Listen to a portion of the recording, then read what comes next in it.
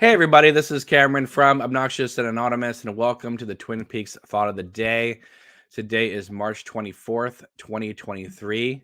My guest today is a newbie to this channel, but definitely somebody I have been wanting on here for a while, and that is Mr. Ted Arnn. And if the name doesn't recall anything for you, he is one of the few people who have actually attended every single Twin Peaks festival in the Pacific Northwest. So, Ted, thank you so much for joining me. I really appreciate it. Yeah, hey Cameron, it's great to be here. Now, before we get started, there's a couple things I do need to say up front, and that is starting April 1st on the Criterion channel, which you can get streaming on Roku and other devices. They are going to be doing a David Lynch festival for the month of April.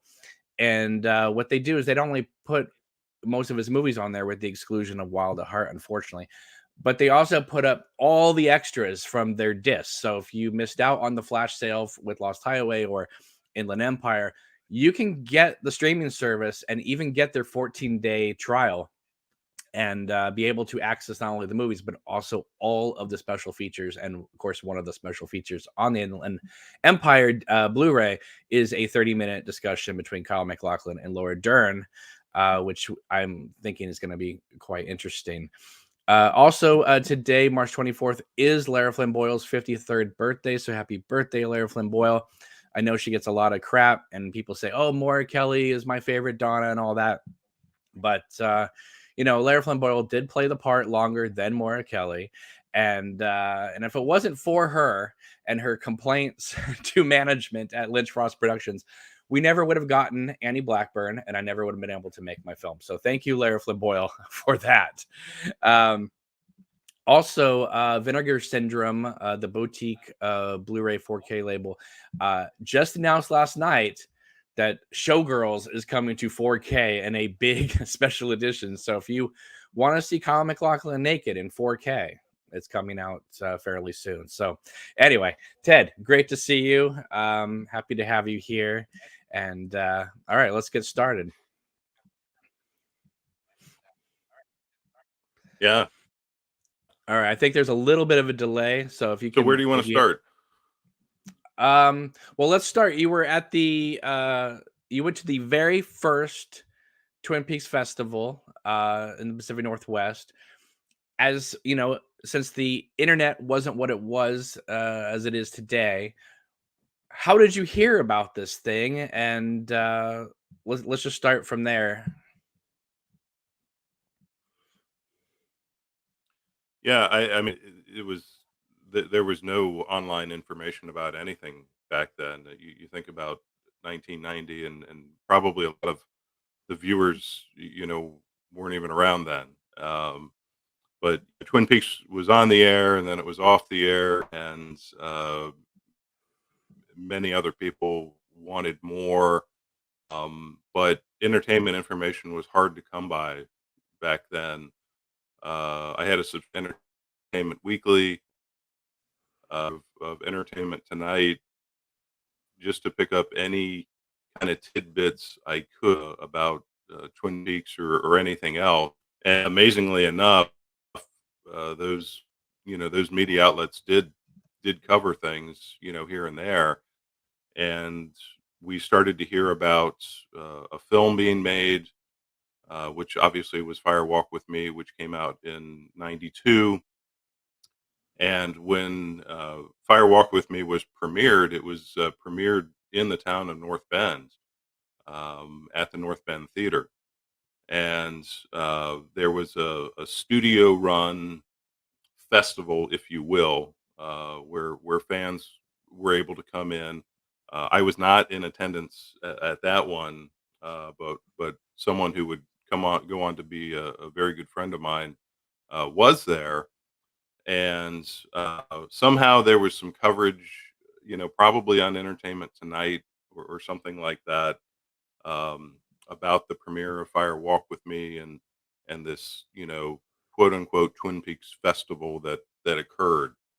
And there must have been been some implication, or something that I had, or something that I saw, that this would go on to become an annual event.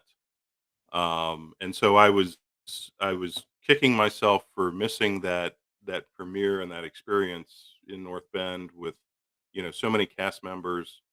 Um, and I just sort of kept track of it. But I was still in college at the time.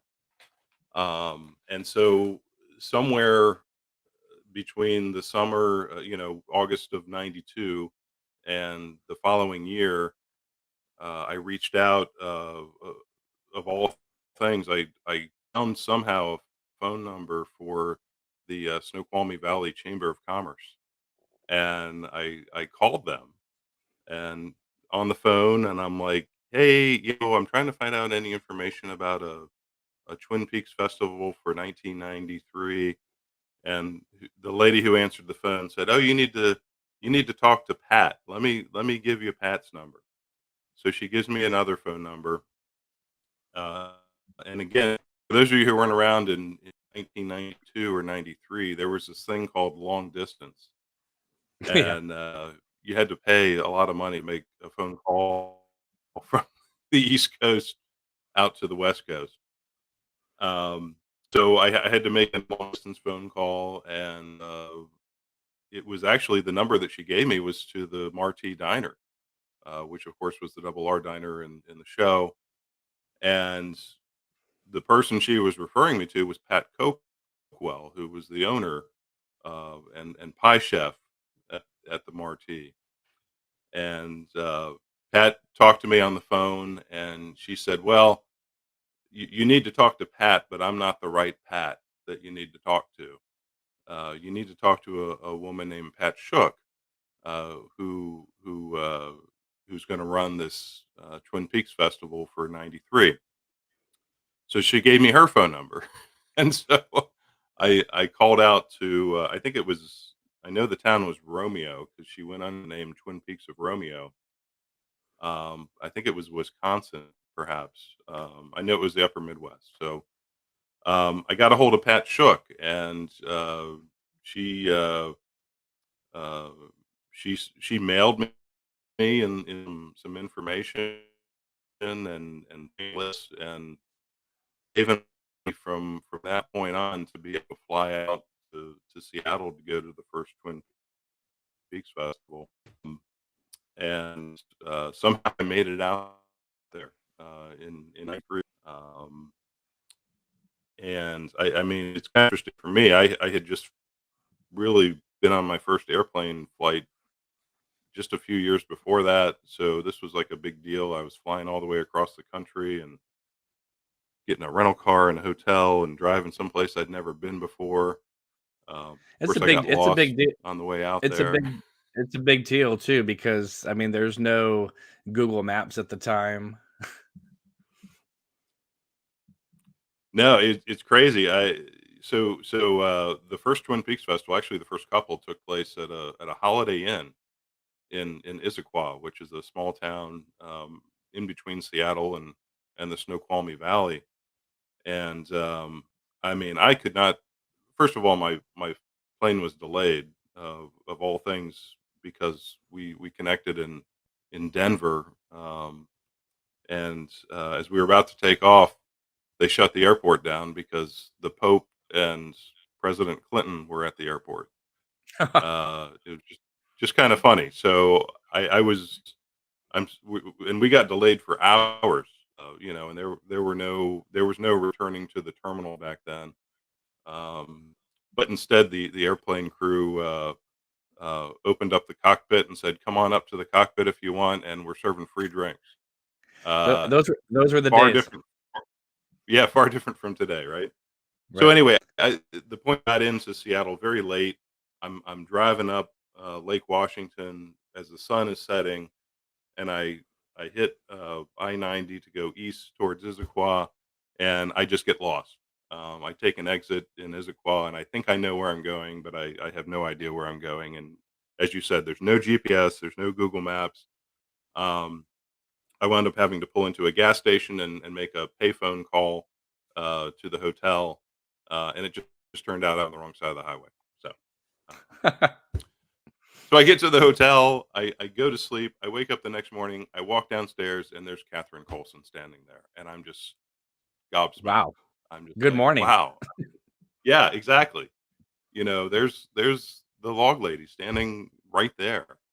And that morning, I got to meet her.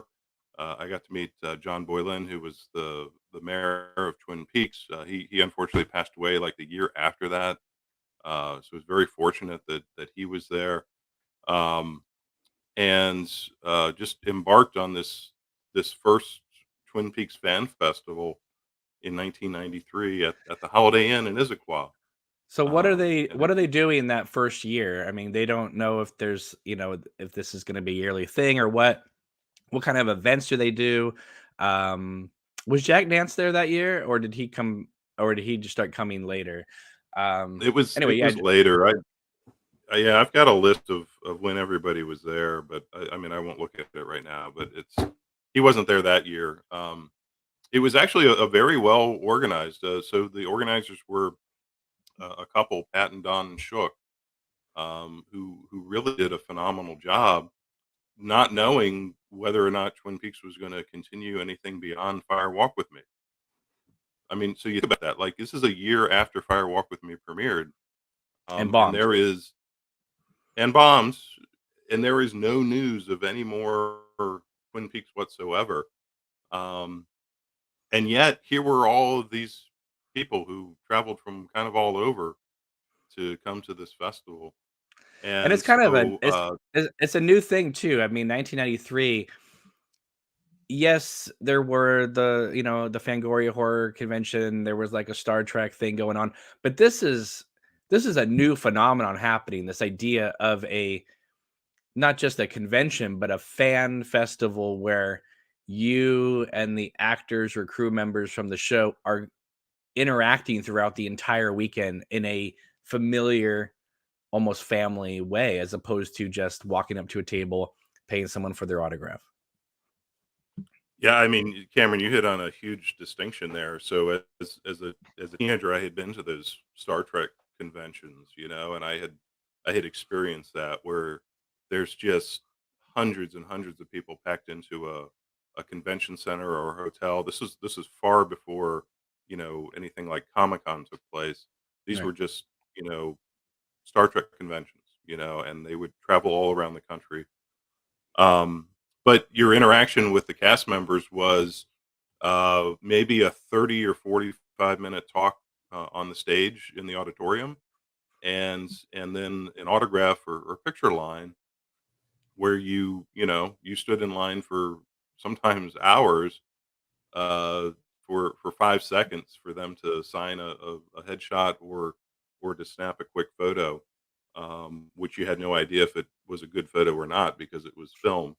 Uh, Right. so then I show up at this Twin Peaks festival, and of course I had no idea what to expect because that was my only experience, and it was a very intimate thing. I mean, again, to walk downstairs from my hotel room to the lobby of the hotel and find Catherine Coulson standing there with the log, by the way. Um, it was just like, well, from the get go, this is going to be completely different. To stand in there with Mayor Milford, um, as he's making tea, and his wife is there with him, and we're just sitting there chatting with him. Um, it was something far different.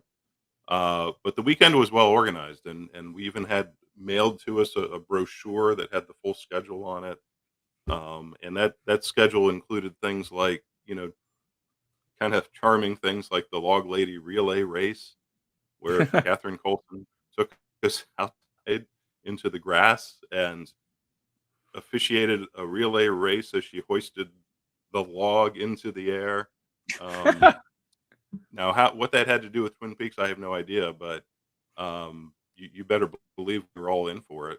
Um, Sure. so we had stuff like that going on, and of course coffee and donuts, there was always something playing, episodes or something on a screen. But the big events were the um, the banquet, which was again at the Holiday Inn in Issaquah, where Frank Silva and the One Arm Man were in attendance, um, along with Jan Darcy, and it was just an amazing evening. Um, that was Frank Silva's one and only appearance, because, of course, he unfortunately passed away not long after that. Um, and the One Arm Man drove his Chinook truck down from Oregon, or up from Oregon, I should say. The same truck that he used in Firewalk with me. That was his actual little Chinook truck. Um, and That's why I was you able to know, drive it so well. yeah, but we're sitting in the audience, and they kind of make this grand entrance. We had eaten dinner or something, and then it's like, well, let's welcome. Here comes Mike and Bob walking in to this hotel room. It was mind blowing. And they all spoke. We did a Q&A with the audience, and then they were just there afterward, hanging out, talking to us, taking pictures, answering questions. I got my one and only photo with Frank Silva. You know, I asked him, could I get a photograph with you? He said, sure. He says, do you want me to give you a mean Bob looking face or a regular face? And I'm like, regular face? I wish now I'd gone for the Bob face, but you know, um, How many people were so there in attendance, you think? you know, I would have to guess around 200, Wow. maybe a little bit more. I mean, it filled a hotel banquet room. Mhm. Um, and you talk about the difference between that festival and other things. One of the things that really stood out to me was I had attended, again, Star Trek conventions, and I didn't meet other fans, right? You didn't really interact. At least I didn't really interact with other fans. But in this environment, you just met people from all over the country, and indeed all over the world, and it was very easy to become fast friends with folks, and some of them Well, we let's stayed in touch with for many years. well, let's just be honest here. It was an anomaly to ever meet somebody out in the real world who'd ever seen Twin Peaks, and here you are in a room full of people who had all watched the show and seen the movie, presumably. Uh, because by that time, the movie was already on video anyway. So even if they missed it in the theater, they did see it on video by then. Um, that just must have been just an incredible experience. It was amazing. So we had the banquet dinner. There was a luncheon at the Kiana Lodge, which is across Puget Sound on Bainbridge Island. The Kiana, for those who don't know, but I'm sure everybody does, it was the exteriors of the Blue Pine Lodge in the show, and the interiors of both Blue Pine and the Great Northern in the pilot. It's a beautiful, beautiful place. Um, What's kind and of we cool had now, if you're on social media, um, Harley Payton, one of the writers of Twin Peaks, he also wrote Less Than Zero. And he writes for other TV shows right now. He actually, this is not a secret because he posts about this. He actually lives on Bainbridge Island with his dog Cooper. So if you're ever in that area, you may see Harley Payton walking his dog Cooper around the Kiana Lodge. That's kind of exciting.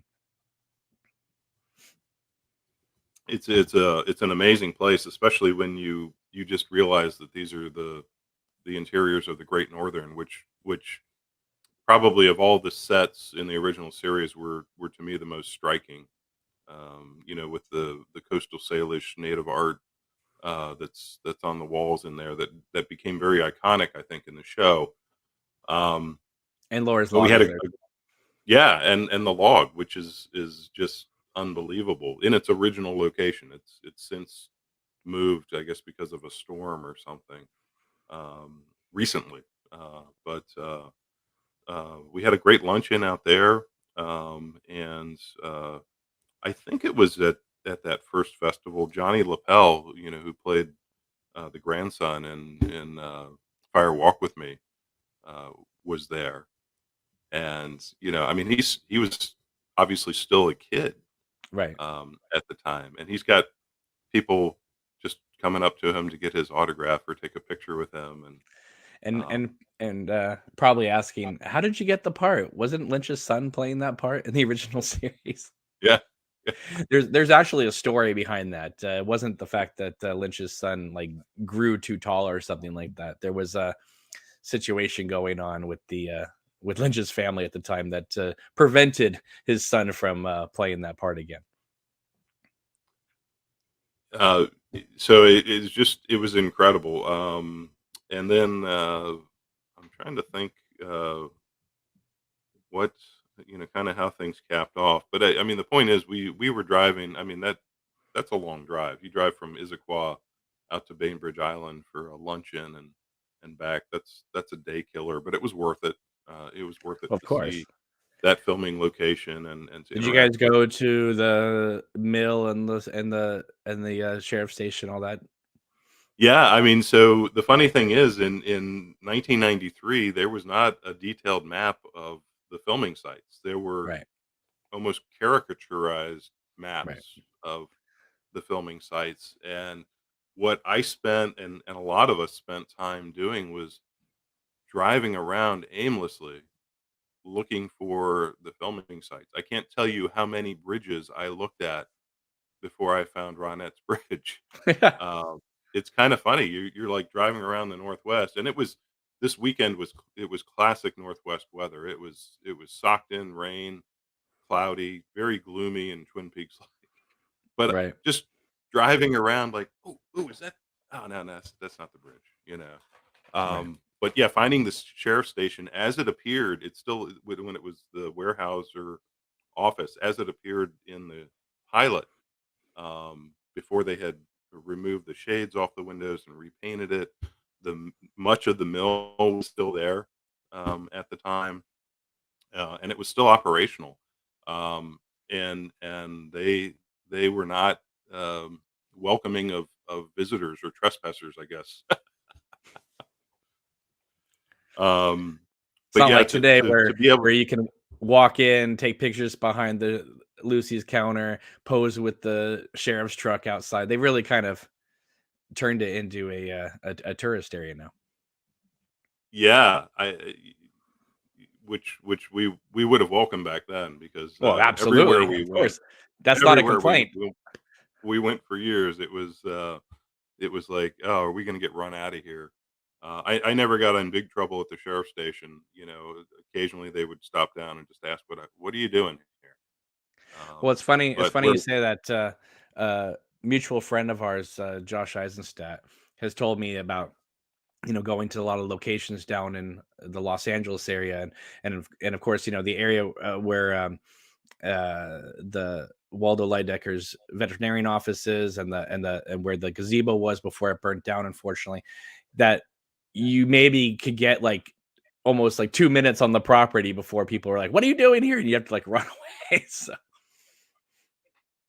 Yeah, we had that happen to us at the private Portland airport, which was a fly-in community there, in the valley. Some folks that I met, I think the first year I was there. I'm not sure if we drove out there the first year, if it was the second year in '94, but they said, "Oh, you wanna come out and see the private Portland airport, where Cole and Lil met, Desmond, in Fire Walk with Me." And I'm like, "Yeah, let's go." And exactly what you just said, we were there for all of 2 minutes, and some guy comes around screaming at us, and we're like, "Oh, we better get out of here," so off we went. did you ever make it to the building where they shot the interiors of the FBI office in Fire Walk with Me with David Bowie? I did not. I did, and I have been to, the exterior of French department store, which is downtown Seattle. I have been to, Calhoun Memorial Hospital, which is literally a 5-minute drive from SeaTac Airport. Probably one of the most under-visited, filming sites, but no, I never made it to, uh, the FBI headquarters of Philadelphia, In the middle of Seattle. in the middle Um, of Seattle. all right, so you go to this first fest, blows your mind. Of course, you're thinking, I got to go back the next year. So the following year, I mean, as I said, you've gone to every single one until the festival closed its doors in 2019. So why don't you take us through what it was like in the 90s, going to the fest year after year, as we were getting further and further away from the show? Like, did you feel, as I have said in the past, like when I first visited that area in 2003, and I believe me, I'd wanted to go earlier than that, but I didn't get around to it till 2003. By the time I got there, the town almost pretended that the show never existed anymore. Um, so why don't you take us through your experiences in the 90s going to the fest, and did you yourself feel the town distancing itself from the show as the years went on? Yeah, you're right. I mean, having gone to that first festival, I was all in. I'm like, if this festival keeps going, I'm going to be here. Um, and it was no easy task. Again, at that point I had just graduated from college. I would pick up extra jobs throughout the year to put in a separate account, and I would track Mhm. my money, to be able to save up for an airline ticket, a rental car and a hotel room, and the fest ticket. And of course, looking back, that all sounds really cheap today, but at the time it was horrendously expensive, and yet that was just what I wanted to do. I was all in. Had never had an experience like that. To be able to just very casually talk with cast members of Twin Peaks, to make friends, as you said, people who have seen and appreciate the show and the film at that point. Obviously, um, that was not an everyday occurrence.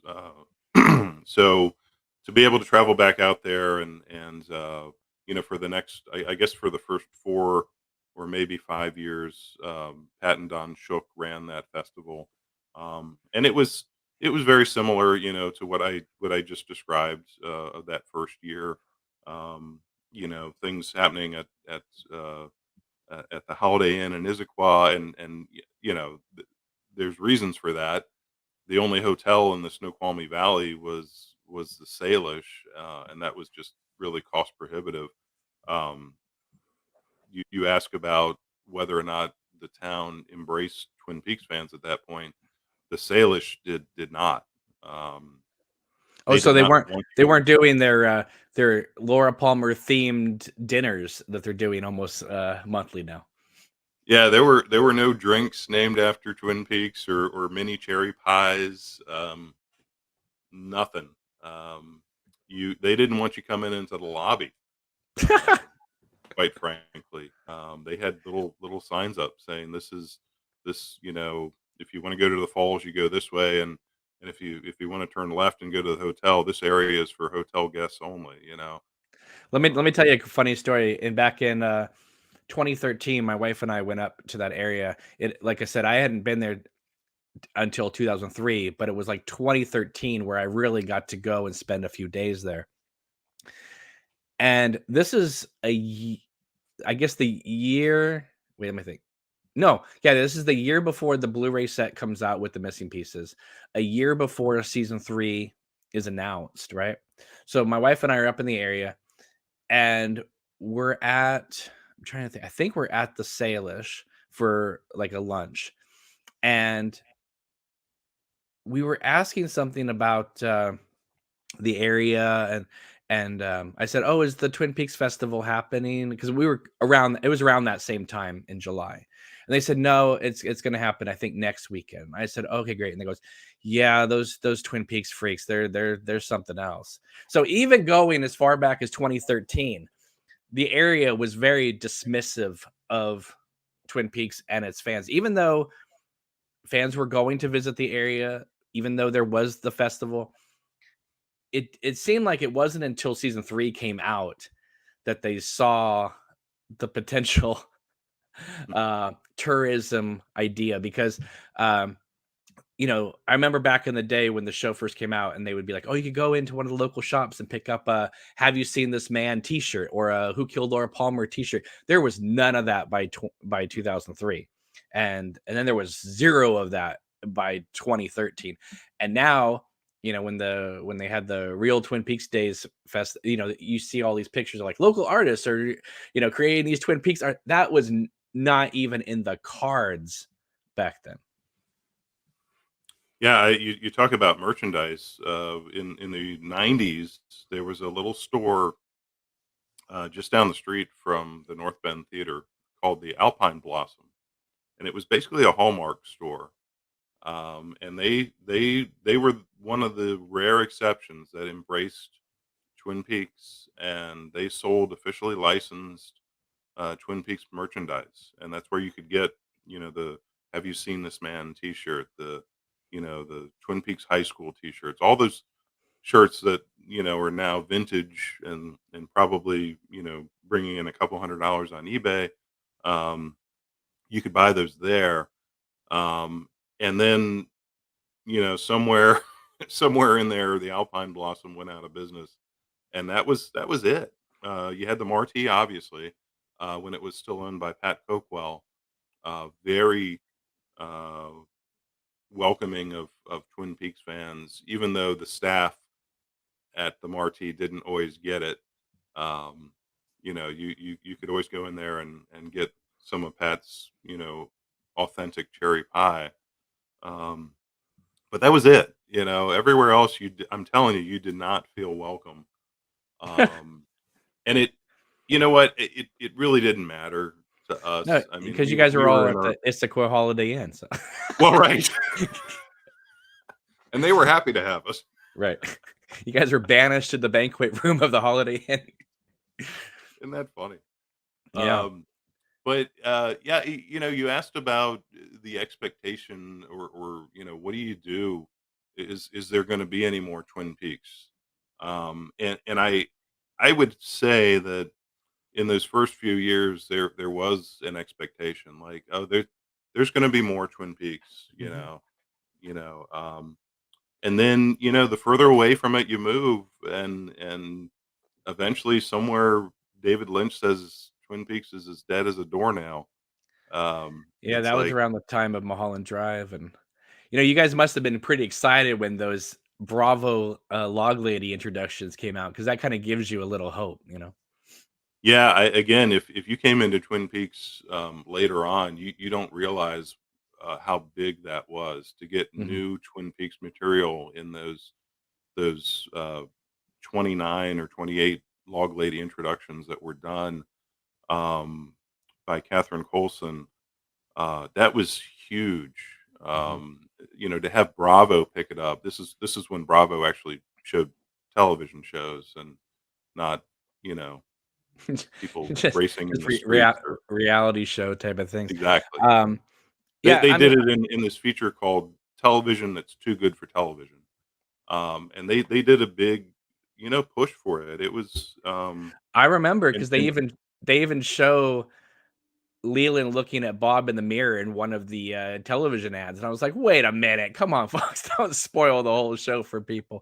Um, what's and again, I'm not taking away from people's ages, nobody can, you know, nobody's in charge of when they're born, but, there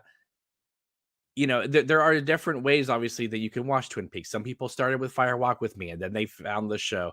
It was for the longest time, you'll remember, it was almost impossible to find the show. And if you did on those like that VHS box set they were selling at Suncoast, the pilot wasn't even included. right. Even on those first DVD sets, the artisan sets, the pilot wasn't included. And they would give you like the artisan set has like a little brochure that gives you a synopsis of the pilot as if that's going to make sense, for someone who just goes into episode 1. Um, but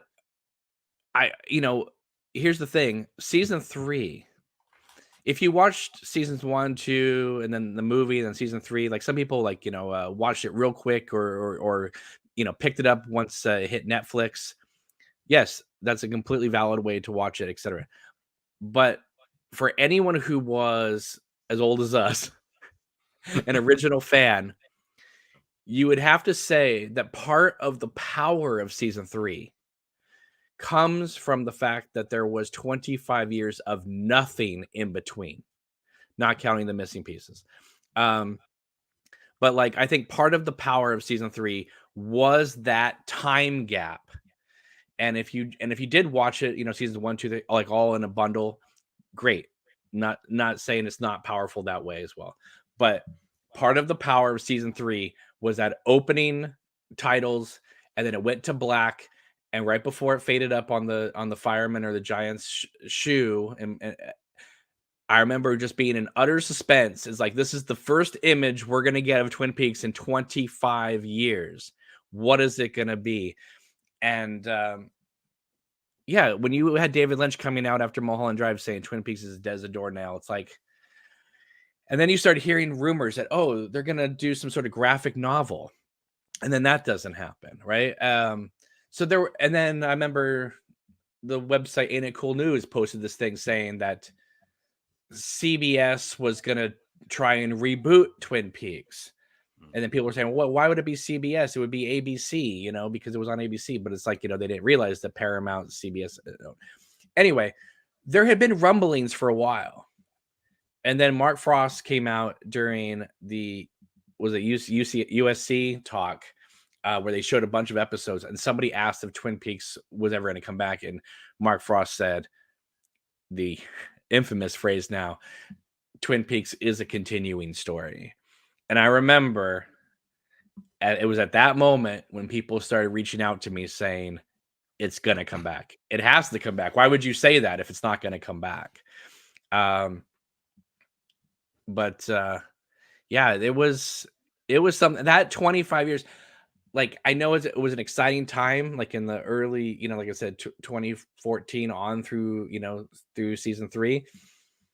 But let me tell you something, as an original Twin Peaks fan, as well as Ted here, those 90s through 2008 were brutal because there was nothing. You had the festival, or you had basically just one-on-one encounters. I mean, there was nothing. It was just like, you're a Twin Peaks fan. What is Twin Peaks? I think I met 5 people in my entire real life who had ever even heard of the show, let alone had seen it during that time. Yeah, I mean, Cameron, let's talk about the power of living that time, because Yeah. I think you described that really well, of what it meant to get new Twin Peaks, and again, I love all Twin Peaks fans. If you came in yesterday, that's great. Welcome, Right. welcome to Exactly. Twin Peaks. And then there are those of us who've been around, since 1990. But to have lived those years, and you are right, in the 2000s, especially, even at the Twin Peaks Festival, there were less than 100 people there. There were like 70, 66 people at the festival. It was just those of It, us who it were was it was hardcore into it. it was dying. Um, and we got a um, little bit of energy in 2006 when the extras were filmed for the Gold Box edition, which came Right. out, I think, in 2007. Hmm. Um, Which is a and great set. It's a great set. and that was a big deal. I mean, because all we still had at that point were those VHS cassettes you just talked about. Um, Right. it Now was it was they had the Artisan set had come out, which if you don't have it, get the Artisan set because it actually has commentaries by a number of the directors of the first season, and you can get it actually fairly cheap. And then I remember Paramount put out a season 2 DVD set, and I was gonna almost get it. I didn't see there were any extras on it, so I was like, I don't know, because I'd heard also there was gonna be this gold box set was gonna include. So they had already kind of announced that this gold box set was coming. So I waited on that, picked it up, and the gold box set. What's really fascinating about it, again, still pick it up if you even if you have the Blu-ray set, because It has Kyle's Saturday Night Live appearance on there, which is legendary. That Twin Peaks sketch is amazing. Victoria Jackson with the ribbon is still one of the great moments. And it also includes the original season 3, which is the Georgia Coffee commercials, which are not carried over to the Blu-ray sets. So I think the gold box is still worth getting, and you can get it on Amazon. I did a recent look on it, and it's still readily available. I think it's like $28, so it's worth it. Yeah, you're right, and I was mistaken in that. Yeah, season 1 and season 2 did come out on DVD before the gold box, so we did have those. But There was it was. Go ahead. no, I was gonna say the season 2 set was just kind of shoddily put together. Yes, and I have it. I still have it, but yeah, you're right. It doesn't With compare to what we got after. no, So, uh, Charles I always get his name wrong. He came out and filmed the Return to Twin Peaks extra that was included in that right. box set at the 2006 Twin Peaks Fan Festival. And in listening to him talk, and about the freedom that he had from David Lynch to really make that gold box something special, which obviously it holds up. Years later, that was a little bit of a breath of fresh air, and actually that 2006 was probably the lowest attendance for the fan festival, because it did come back up as those DVDs were circulating, and the And Blu-rays Netflix started came streaming. out. Once Netflix And started streaming it, there was like a lot of interest because people could just readily just click the button and watch the episodes. yeah, and so we persevered on, and attendance went back up. And the organizers of the festival had changed over the years. And then as you get up to the point that season 3 is announced, and then David Lynch is not going to be involved, and Yeah. you know it's as a Twin Peaks fan, someone who's been around that long, just the heartache of uh, one, not having any Twin Peaks, and not having anything after that final scene of season 2, to then getting an announcement we're gonna get a season 3, and then the announcement that from David Lynch, like, I'm not gonna be involved, and it's like, Well, then all the cast members put out that video, right? Without David Lynch, there's no Twin Peaks. And I remember at the time I was thinking, because I was like, okay, Mark Frost can direct this. He did a great job with that season 1 finale. Give it to Mark Frost. Let him do it. And then, of course, when you see season 3, you uh, realize that nobody else could have directed this but David Lynch, because it's tailor made to his specifications. yep. Because it's not season 3 wasn't written like season 1 or even season 2. It was written like the way David Lynch makes films now. So I don't think they could have brought in Leslie Lincoln Glatter and a bunch of other directors to come in, because that material is so, in season 3 especially, is so in Lynch's style that you would have to completely rewrite the scripts entirely if you were going to have other people come in and direct it. Yeah, and, if you think about just kind of the progression of seasons 1 and 2, especially that finale of season 2, and the extended time that we spend in the red room, and just how, I don't know how to describe it, maybe mythical Twin Peaks had gotten at that point. Well, you're Where dealing with King Arthur and Glastonbury Grove, right? So it's Yeah, already kicking it up into the mythological. yeah, you're right. And then it was just, and then we got Fire Walk with Me, which I love the film, but it's so different than the seasons 1 or 2. And so what I expected from season 3 was something very, very different. I expected it to really be, well, what if Twin Peaks had stayed on the air Mhm. from 91 all the way until 2015 or whatever? Right, How weird would it have gotten, right? right. And I think that's what we got. You Right. know, I don't, and I don't mean weird in a bad way. I love that kind of stuff. I mean, you know, season 3 when it premiered, you talked just a minute ago about that that emotion that you had um of that journey of no Twin Peaks.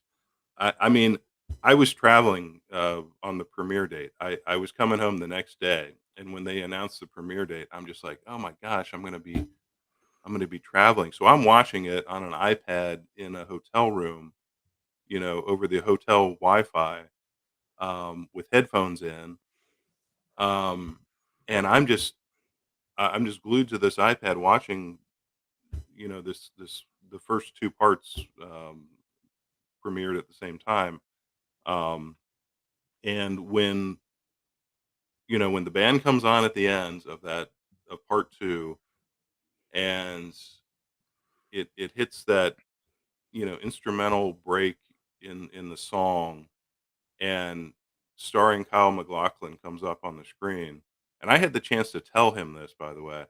I mean, I just lost it. I mean, the tears came out of my eyes like crazy, and I don't just cry at anything. Like, that was just the release of all of those years Mhm. of waiting for something more, and then I just saw it, and it And was it's just like, good. and it was good. It was really good.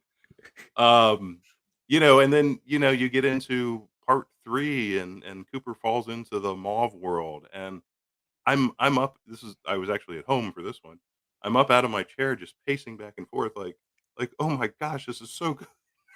Right. Now, see, if you had the Showtime app, they played episodes 1 through 4 that first night. Yep. And that was a trip because I remember saying to my wife, like, I'm getting like the equivalent of 2 Fire Walk with Me's in one night after 25 years. Yeah. This is rather intense. And But let's just back up real quick.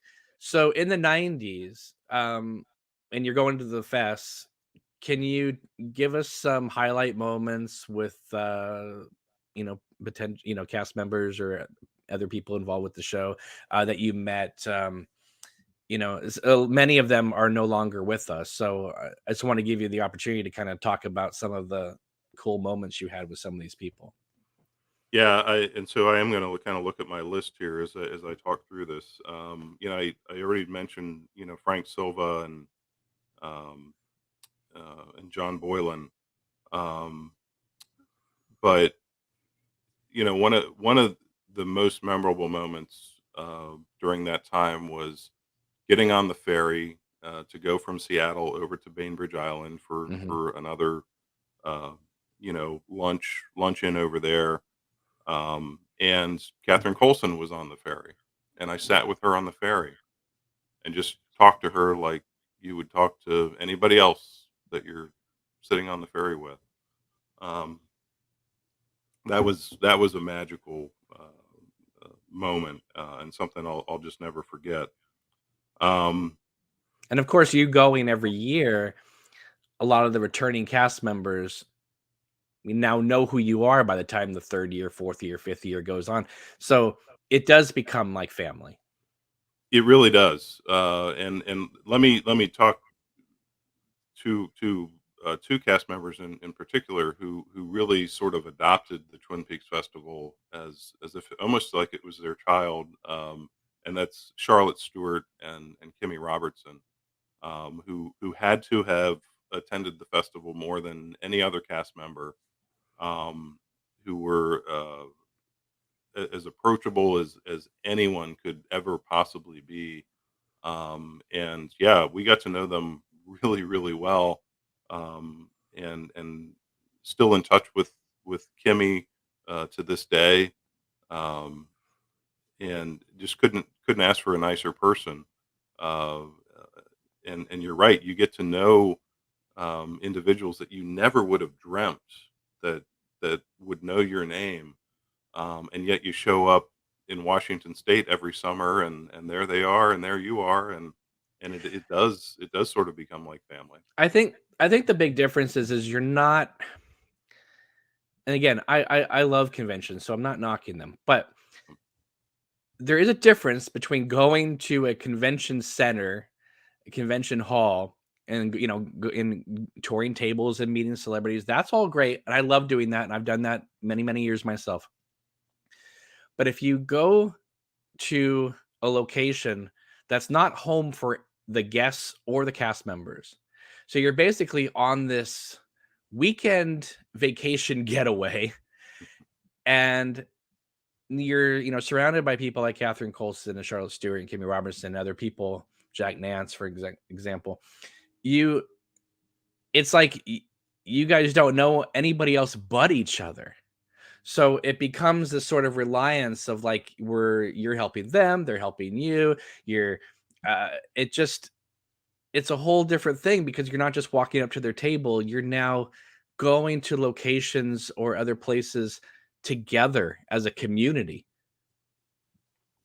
Yeah, and you're doing it in Twin Peaks, if you will. I Right. mean, that's The always the real Twin Peaks. well, I wasn't gonna say that, but I it's Well, you I can just have this really, kind of silly thing where I say, it cracked me up when they came up with that name because it's like, if you really wanted to be picky about it, the real Twin Peaks is Los Angeles area because seasons 1, 2, and 3 were 90% shot in the Los Angeles proper area.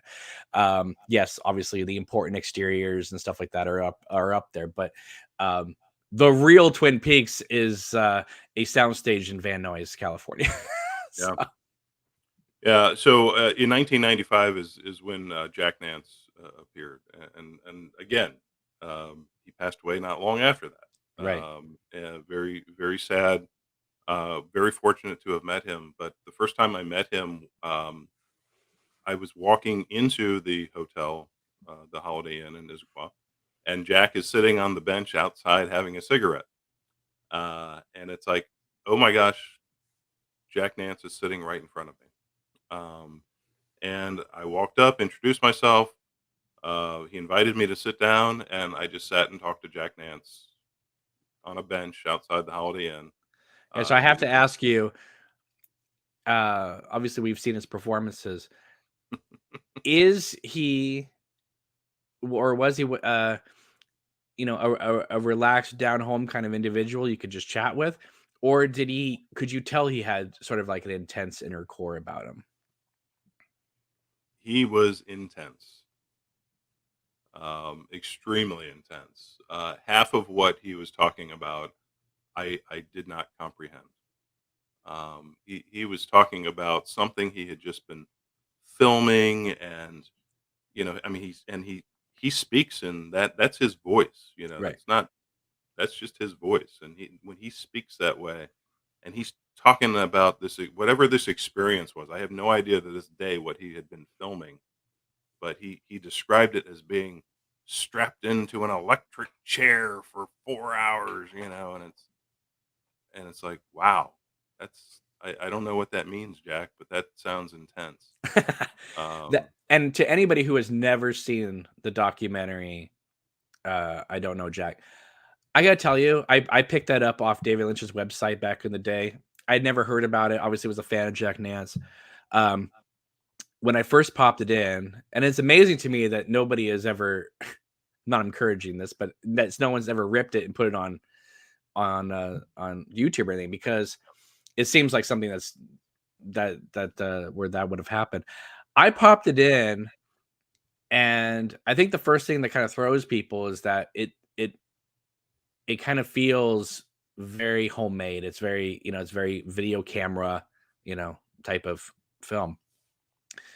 But if you make it through that movie and not feel profoundly moved or having your life kind of changed in a way where it makes you kind of think things differently, then you're not a real David Lynch Twin Peaks fan because that movie is life changing if you watch it. It's unbelievable. His life story. I mean, it's ridiculous, but it's like there's a story in there having to do um with I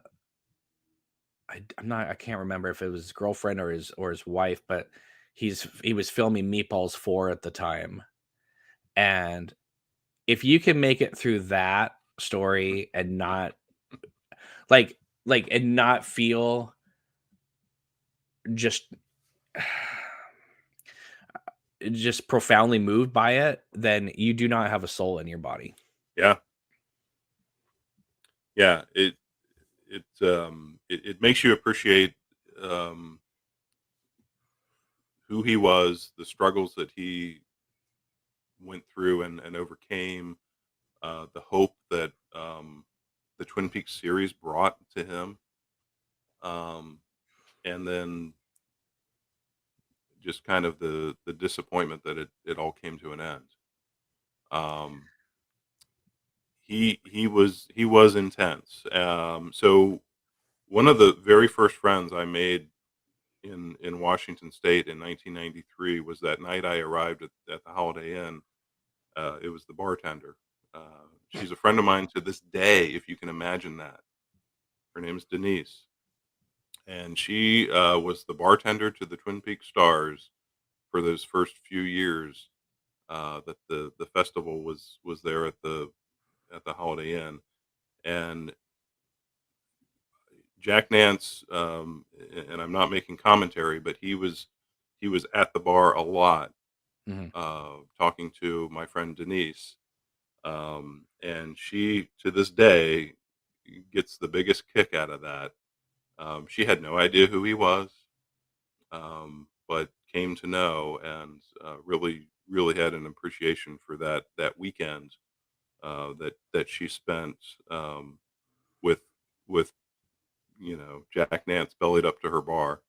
Um, it was an amazing thing. Again, I don't knock big festivals or conventions either. Um, during this time, that's when you saw the rise of Comic Con and its replications around the country. Um, and that's fantastic. That has brought a venue for a lot of people that didn't have one before. Mhm. Um, but during this time, this Twin Peaks festival, the Twin Peaks cast members were not doing other conventions. They Right. weren't at Comic Con. They weren't at these other things. So this was your in many cases, and most of them were very busy working actors at the time. They hadn't retired. Many of them were still working. In fact, there were many times where we caught wind that oh, so and so is going to be at the festival next year, but then they had to cancel because they got a job, which you understand. Um, but that was the only place to see the Twin Peaks cast members, and so even at its smallest, around the mid 2000s, it was still a hardcore group of us that kept that interest going, and that Twin Peaks Fan Festival. I give all the credit to the organizers throughout the years who took that on, and in many cases got the accolades and credit that they deserved. But all in just as Was there a many, pretty just smooth transition from when one organizer would switch off to another organizer? Did it go pretty smooth over the years? the only time it didn't was when the Shooks initially gave up the fan festival. A guy named Eric took over the fan festival, and he made some pretty big changes to the festival. He rebranded it the Lynch Fest Mm. instead of the Twin Peaks Festival. But whatever. I can I mean, looking back, you can kinda go like, "Yeah, that was maybe a mistake," but at the time, I can maybe understand it just because Twin Peaks was done. Yeah, I get it it. it totally made sense. You didn't. I mean, we always called it the Twin Peaks Festival, no matter what. Right. But it did make sense because David Lynch was continuing to make films, albeit few and far between. Uh, it made sense to celebrate, the work of David Lynch and Twin Peaks. It's really interesting to me that Twin Peaks has this.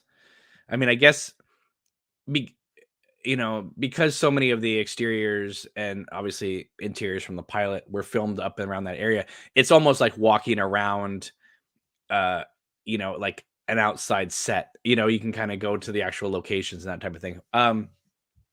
I do find it interesting that like something similar hasn't been done for the town of Wilmington for the Blue Velvet locations. I mean, that's because Blue Velvet is very much in tune with Twin Peaks. You would think that people would in on the East Coast would want to do like sort of a Blue Velvet festival. Um, I mean, I was just thinking, wouldn't it be great to get a bunch of people to follow the path of Alvin Strait and like we all ride our lawnmowers across a couple states. Uh, going from his town in Iowa. That would be something. Like that. Yeah. But I mean, it's interesting that like Twin Peaks, maybe because there's so much of it, um, maybe not compared to the X Files. I have to tell you, I was such an X Files snob. I wouldn't even watch one frame of it when it was on TV because I was like, how dare they make a supernatural FBI story starring David Duchovny? I'm not watching that nonsense. Especially since Twin Peaks originally, when it was signed to series. I don't know if you know this or not, but Colin McLaughlin was signed by ABC for a 5-year Twin Peaks contract. Mm. And it just sometimes I just want to ponder. It's like, what would Twin Peaks have been like if it had still been on the air in 1995? What would that show have been like? It would have become something entirely different. Yeah. And hearing Lynch talk about how I never would have solved the Laura Palmer mystery. I can't imagine if it was still going on 5 years later and they hadn't solved the Laura Palmer mystery, that show would have been run off the network even faster. Yeah. But anyway, who are some of the other people you were encountering? Yeah, so Eric, when he took over the festival from the Shooks, like he said, he made some changes. He moved the first part of the festival actually over to the Bainbridge Island area. So you Mm, actually stayed in Polsbo, which is a small town right next to Bainbridge Island. And that was all well and good, but that you sort of felt at the end of the weekend like you hadn't spent enough time over in Snoqualmie Valley. right. And I do not know the details, but apparently there are rumored to have been unpaid bills that made the Twin Peaks Lynch Fest, persona non grata at several locations. So things things weren't looking so good toward the end Bar of. tabs were not being paid for. so so then you mentioned Josh Eisenstadt Mhm. earlier. His Josh has been coming to the festival since 1994. So I've known him for a very very long time. And his parents actually took over the floundering fest, if you will, after Eric's run. And I'll tell you, the Eisenstadts put on one of the best Twin Peaks festivals that ever occurred in 2002. A huge panel of cast members, but most importantly, I think a full set from Julie Cruz live, Wow. Wow. which yeah, wow is right. It was phenomenal. Um, and I've got horrible footage of it on a VHS-C handycam. Uh, that you just wish you had Were you in the an aisle iPhone just back like then.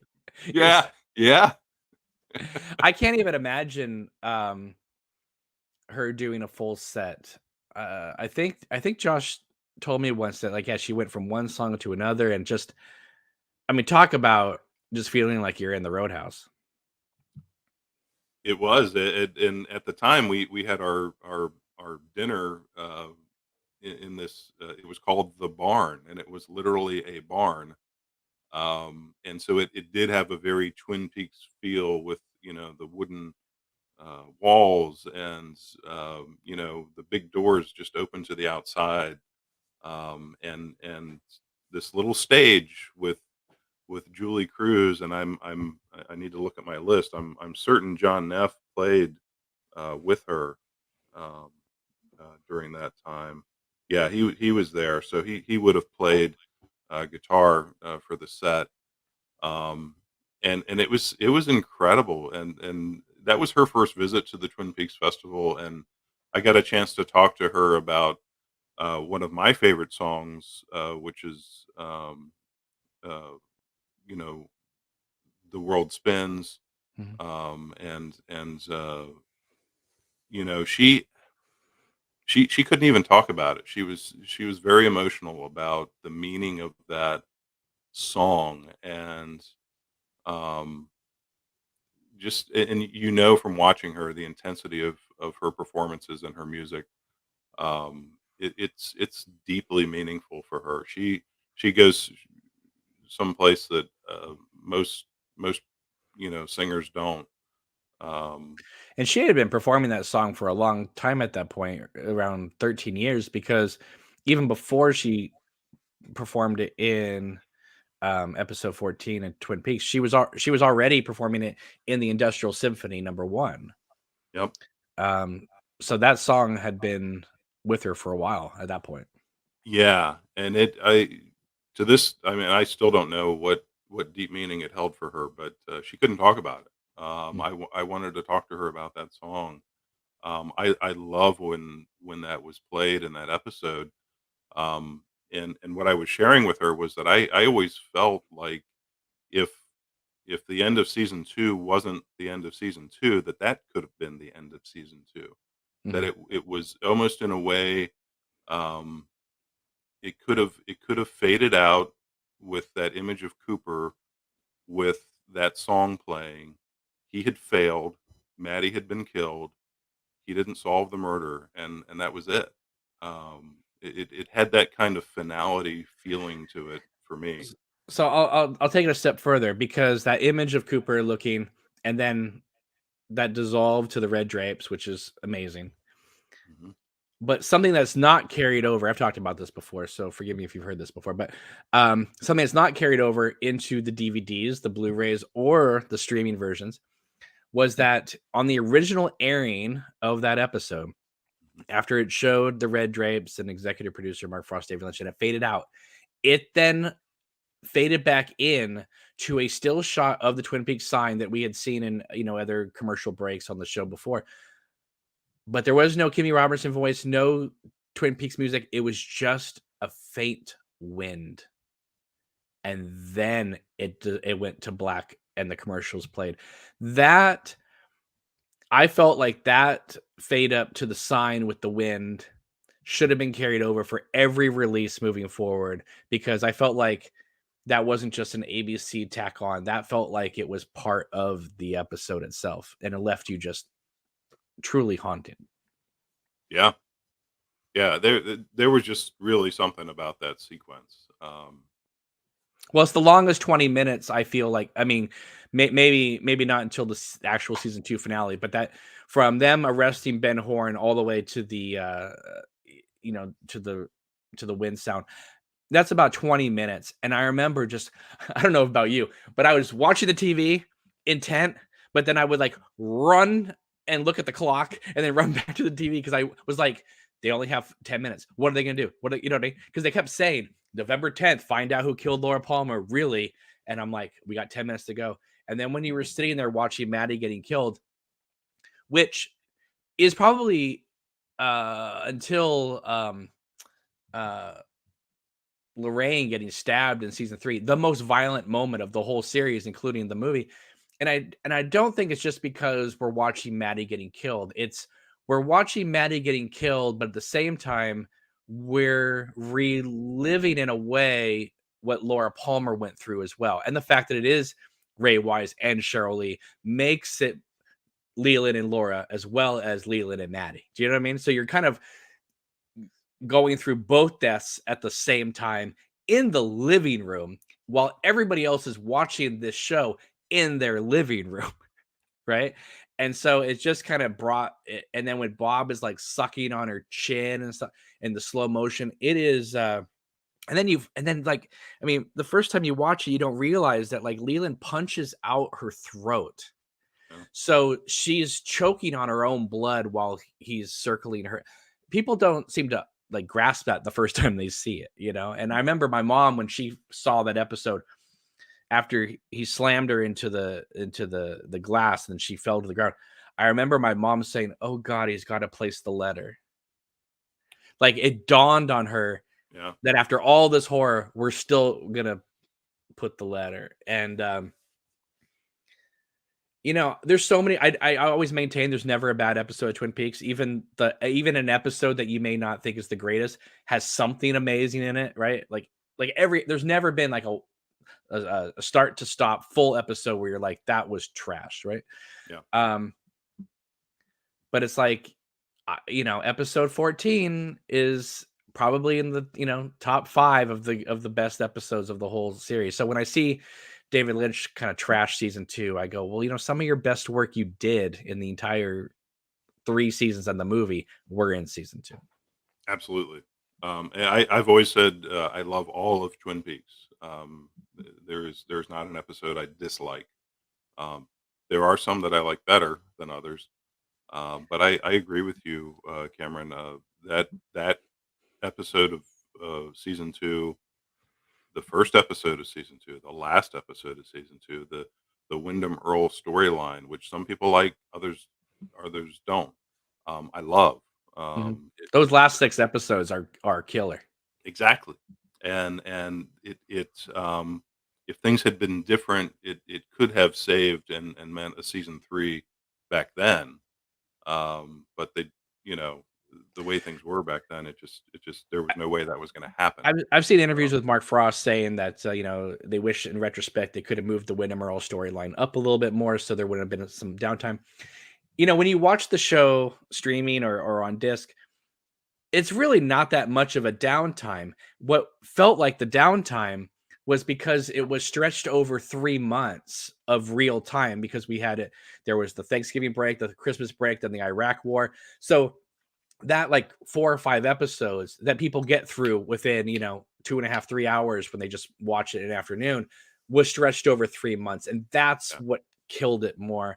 And I've always maintained, I know they had to get Joan Chen off the show because she was going to go and film Heaven and Earth with Oliver Stone, but I do think that if they had made it Wyndham Earl who had shot Cooper instead of Josie, that would have bridged it quicker. yeah, Because Albert mentions Wyndham Earl just an episode or 2 later at the breakfast. So, yes, and people say, well, that wouldn't have been Earl's style to shoot Cooper. Yeah, but if he knows Cooper's wearing a vest, right? It's just kind of like, tag, you're it. yeah, yeah. You're right. I just think that would have brought it all together. So they could have easily moved from Laura to Wyndham Earl much quicker. But like even the subplots that people talk about, like we don't like Little Nicky. Well, if you go back and look at it, Little Nicky is like maybe 20 minutes total of the entire series. It just felt longer because it was Right. over a couple episodes, So anyway, Yeah, and where else? If that hadn't happened, we wouldn't have seen Molly Shannon in Twin Peaks. or gotten the Adam Sandler movie. So Yeah. So you're right. yeah, win-win. I love all of Twin Peaks. I stand by that, and I don't like it when people with a broad brush say, "Oh, season 2 was a waste." Just not the case. No, I think they're a waste. So so the Eisenstadt take over in the early 2000s. This amazing. So besides the Julie Cruz thing, what else was so great about that particular one in 2002? Well, so Mulholland Drive was about to come out, Yeah. and Richard Green appeared that year. Richard Green, who played the magician, a very memorable role. He recreated that for us at the festival before we had seen Mulholland Drive, Now, and for that those of was you who don't know, Richard Green is the filmmaker behind The Log Lady. What was supposed to be a documentary, but is now been confirmed to be a 3 or 4 part mini series, which makes me super excited because that means they're going to get into her whole life as opposed to just kind of hitting the Cliff Note highlight moments. Yeah. So Richard Green, not only is he an actor, obviously he's a filmmaker, and he returned to the festival, uh, after season 3, and had announced that he was working on I Know Catherine, the story of Catherine Coulson, and uh, it's uh, it's a long project, and he's put a ton of work into it. It initially, as Cameron just said, was going to be a film, a documentary film, and I'm happy to hear it's hopefully going to be a mini series instead, and much more content. But even early on, as I was speaking with Richard, he was just talking about the volumes of content that he had. He has Um, 200 interviews, yeah, and that's not even counting the footage and and yeah, I mean, I cannot wait because it just sounds absolutely incredible. It sounds like something that's a monster to edit, but I'm sure it's going to be incredible. yeah, and Catherine was a huge part of the Twin Peaks Festival. She anytime that she was there, she made it feel, I don't know. You just felt better when Catherine Coulson was there. There, as I mentioned, she was there early on when the festival started. She wasn't there for a few years, and I remember, I think it was in 1999. I'm going to have to go back to my list here. Um, no, it wasn't. 2001, maybe. Yeah, 2001 or no, 2000. She returned to the festival after a few years break, and we, of all things, we were at a llama farm because of the llama in the Right. Lydecker Clinic. We had our, I forget, I think it was a cherry pie party, was at the llama farm, and Catherine was there. She had only come in, I think, for that day, and it just made us all feel, those of us who had been around for a few years at that point, it made us all feel better. It's like, oh, well, this is what a Twin Peaks festival was supposed to be. She just had a way of standing up and just start talking and telling stories. And yeah, I think I talked about that with Richard for the film. It was just one of her magical qualities, that she could bring people together and tell a story that you would just listen with rapt attention, and it just made you feel good. And she's not like just fly by night actress who got to play the log lady. She had been with Lynch since Eraserhead, and so I mean she's going back decades with David Lynch. She did the those test films of with the stumps, and he was already talking about doing a short film with her as the log lady in the early 70s. Yeah, um and of course, you being a Star Trek fan, the fact that she worked on Star Trek too, that's got to be pretty cool too.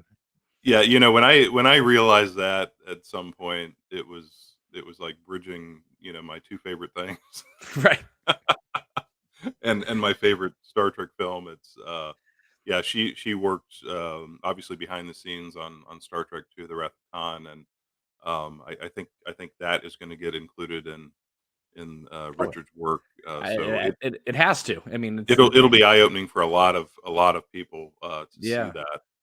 I was able to interview her in 20. I'm trying to think. Was it 2014? It must have been 2014. Um, and it was before she had filmed anything, and I gotta just tell you, I've interviewed a lot of people, and they always, they're very nice and gracious, and thank you, and that's pretty much it. Unless you have a follow up question or something like that. Catherine E. Coulson was very different. She would send me emails from time to time saying, "Hey, I just want you to know that I saw the numbers are up on the interview. Thank you again for the opportunity." She would send emails saying like, "Hope you and your family are doing well." This is a person who I talked to one afternoon, Mm. and I felt like we had a connection. But it sounds like from everyone who's met her, they felt like that connection was there, um, which makes her incredibly special. But the fact that she didn't have to, but she'd follow up like months later. Just want to let you know, I'm very happy that we connected and did that interview. Who does that? That's the kind of person she was. Yeah, so just a funny festival story about Catherine. Following 20, 2000, 2001, and the changes in airline security, Catherine was banned from bringing the log on the airplane. Yeah. I guess because they figured she would hit the pilot over the head and hijack the airplane. I don't know, but so she showed up at a festival after that, and she didn't have the log, and she was so apologetic, um, and and the lengths that she went to, she got to know a couple who lived very close to her in Oregon, who wound up coming to the Twin Peaks Festival. Um, Fantastic people. I got to know them well, and she got to know them so well and entrusted them so much that she gave them the log to drive to the Twin Peaks Festival from Southern Oregon, just so she could get it there, so that Right. people could interact with the log. And the log is as much a cast member of Twin Peaks as any cast member, and it's magical to hold it in your hand or in your arms. With Catherine, of course, keeping a watchful eye next to you. Uh, but that's those are the lengths that she went to get the log there, because she knew how much it meant to Twin Peaks fans, and thank goodness, for other Twin Peaks fans who happen to live near her. Um, and Absolutely. she would journey up to Washington. She would often do some summer stock theater in Oregon, and she would be working, during the Twin Peaks Festival. And if she could break away for one day, she would come up just for one day, just so she could spend time with the fans. Again, that's the kind of person she was. And this is with the cast not ever thinking that Twin Peaks is going to come back. That's right. That is right. There were a couple of times during the years that I very well remember Michael Horse standing up at one festival saying, "Isn't it about time to bring back Twin Peaks?" Yeah. And of course the whole crowd goes nuts. But at that point, did any of us really believe that? Probably not. Probably not. So You know what? To be honest, I never really thought about it. I never I guess I just never thought it was a possibility. And if I did think about it, I didn't want to get my hopes up. So I just didn't even honestly think about it. And the way Fire Walk with Me ended, it was sort of like bittersweet. Anyway, with Cooper and Laura together in the Black Lodge while mhm. the doppelganger was out there doing God knows what and creating such a havoc out there that someone like Annie Blackburn had to, travel through time to give Laura this message. And I just felt like, wow, that's such a bittersweet ending. And I did feel a little more comforted by the ending of Fire Walk with Me than I did about the ending of season 2, because at Yep. least the movie confirmed that Cooper did not get possessed by Bob, that the good version of him was still intact. Right.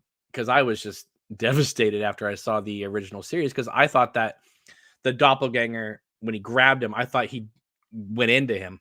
And then, Hmm. so the Cooper we knew was possessed by Bob like Leland. So when I saw the movie and Annie gave that message to Laura, I was like, oh, thank God, you know. And of course, that's all what season 3 is.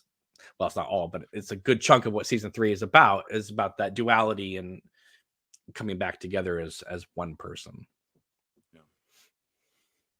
So so over the years, like I said, you've been going from the beginning till its final um festival in 2019.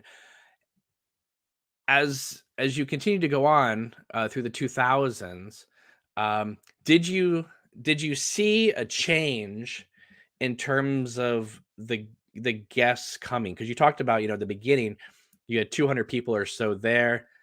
they're just, rabid fans, but you really had to be a rabid fan to find out this thing even existed, right? So to have 200 Absolutely. people there, then it dips down to, let's say, 86 people, you said at one point. Now it's getting back up there because of Netflix and streaming and the gold box set. Are you seeing a shift in terms of the people who are attending the fest? I mean, obviously you're going to have the diehard rabid cool fans that you love to connect with, but did you see like an, as David Lynch would talk about, an underbelly of bugs and grime coming into the fest that maybe wasn't there before? Yeah, so let me answer that in a couple different parts. First, I just want to acknowledge the rest of the organizers. Yes. After the Eisenstats, Kelly and Jordan Chambers, Amanda Hicks, and Jared Lyon ran it kind of as a four-person organizing team, and then Amanda and Jared took it over just by themselves for a few years. They ran great festivals. And then they turned it over to the Lindleys, Rob and Deanne, I think in 2013, if I've got this right. And they ran it until the last festival in 2019. Right. And I will tell you that the Lindleys also really kind of upped the game with the festival. And part of that, I think, was in response to the announcement of season 3. And when that happened, um, the festival sold out like instantly. Um, Absolutely. when the I would be shocked if when it didn't. well, right, the festival would generally sell out in the 2010s, um, but the organizers were very intentional on keeping it at a reasonable number. So if it was 250 or whatever the cap was, I don't know. That's how many tickets there were. Um, and then I saw a post from a few years ago where one of the festival attendees um, was starting to complain about why are the fest tickets going up in price when they were a certain price before, and that type of thing. And there's a variety of reasons why, I'm sure, but one of those is called supply and demand. And when you have 86 people going, right? I mean, that's going to be one thing. If you can sell out like that, right? I mean, the prices are going to go up anyway, just because a lot of people want to go. And also, if a lot of people want to go and season 3 is happening, there are a lot more licenses you have to be dealing with, especially with the fact that, for a long time it was just Lynch Frost Productions, and now you're dealing with CBS and Showtime and that type of thing. And guess what? All of that costs money, and that is going to be um, accumulated and put into the cost of the ticket going. So it's very simple. If you didn't want to go or can't afford it, then just don't go. I mean, that's what I do when sometimes these conventions I want to go to, I go, it's kind of cost prohibitive for me to go this year, maybe next year. You know what? I don't try to boycott or ban the convention. I just try to save a little bit more for the next year. Yeah, you're right, Cameron. And I already told the story about being fresh out of college and picking up extra jobs to save money to travel to the Twin Peaks Festival. That's what I chose to do. you know, um, there were plenty of other things I wanted to do that I it's just cost prohibitive. Like you said, but for me, I made the Twin Peaks Festival my priority. So any extra dollar that I had went into that little pot so that I could go that summer. And I do have to correct you on one thing. Mm. I financially, for financial reasons, I did miss 2 festivals. I missed 1997 and 98. And You that are was not hard. you are not a real Twin Peaks fan. There you go. So we can end the episode now. Uh, but it was because of that reason. I simply could not afford to get out there. Mhm. I mean, for me, it was traveling all the way across the country and back. I can only And imagine when you first met your wife how you explained to her, not only are you a diehard Twin Peaks fan, but any extra dollar is gonna go towards going to yeah, the festival. yeah. Well, she very, I think, suspiciously came to her first festival with me. Well, we were, let's see, we weren't, we were not engaged yet, Mm, so we were still dating, and she came out there. I think it was 2008. Um, but once I got her there, she was like, "Wow, this is great." But it also helped that Charlotte Stewart was there because her favorite show growing up was Little House on the Prairie, right. which of course Charlotte Stewart was on, and she just could not believe that when Charlotte Stewart came over and was like, "Oh, hi Ted," and she's like, "You know Miss Beadle?" I'm like, "Yeah, let me introduce you." It, you know. Right. So, you get up to the announcement of season 3, and obviously there's just this amongst the Twin Peaks community, just this groundswell of excitement and involvement. And the Lindleys were already working on making improvements to the festival, so we moved that dinner night out of the barn and up to a country club, which sits up on top of a hill overlooking Mount Si. There in North Bend, it's amazing. It's beautiful. Um, and well, I'm sorry, that's in Snoqualmie. Um, so that was a huge upgrade, and yet tickets might have gone up by, I don't know, $20. Mhm. That not that big of a deal. I mean, I may be wrong, but I think as the festival went on in the 2010s, tickets were around $380 a person, and that I got just I you. I just found it really funny when, people on the, private Facebook group, Run Its Bridge, were demanding, like, an itemization of every little thing. I want the whole like, can you imagine me going to one of these big conventions that maybe raise their prices by 60 bucks saying, I demand as a consumer and someone who has been to these conventions for 10 years, a itemization breakdown of cost by cost, why the price. Get the hell out over yourself. I mean, It's crazy. seriously, if you can't afford it, then don't go.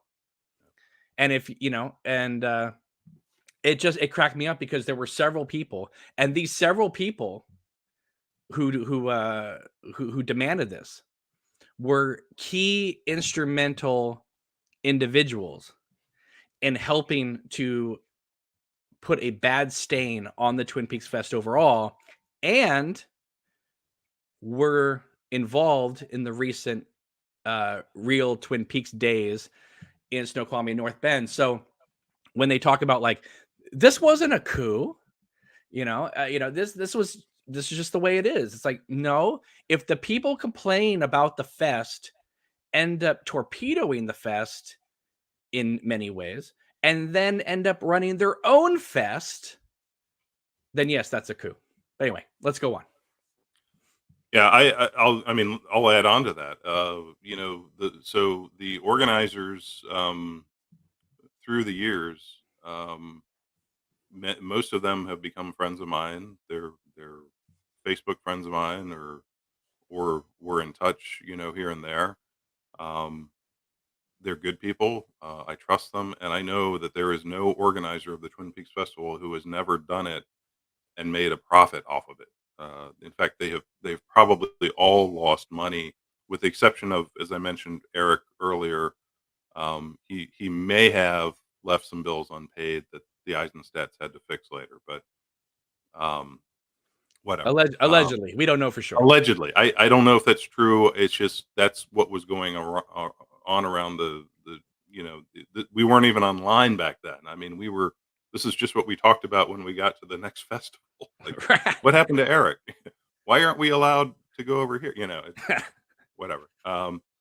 But you know, to to to what you just talked about, and kind of the last few years of the Twin Peaks Festival. The last one was in 2019. Um, And that one was uh, the one in 2018 and the one in 2019 were being boycotted by about 10 to 20 people on the Ronette's Bridge private Facebook group.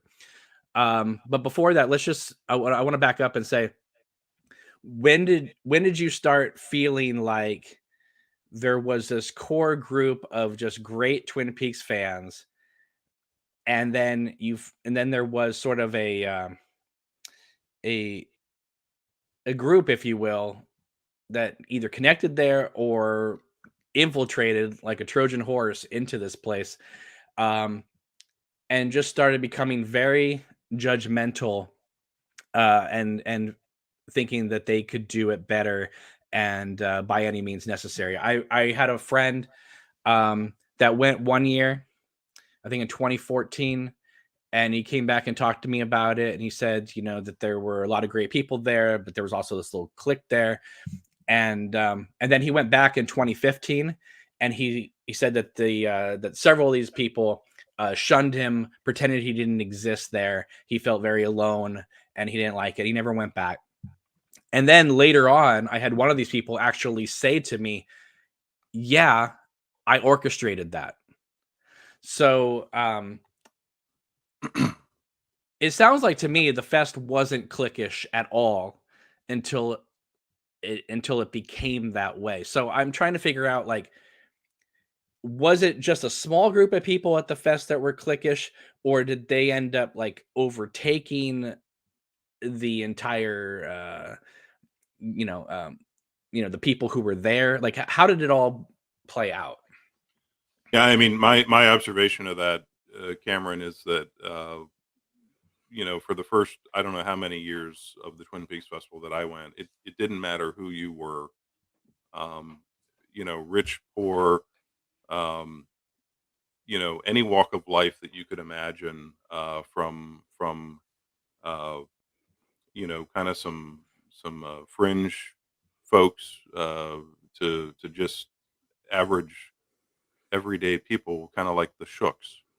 And we could sit around a table and talk as if there were no barriers. Everyone was friendly. We were all there for a reason.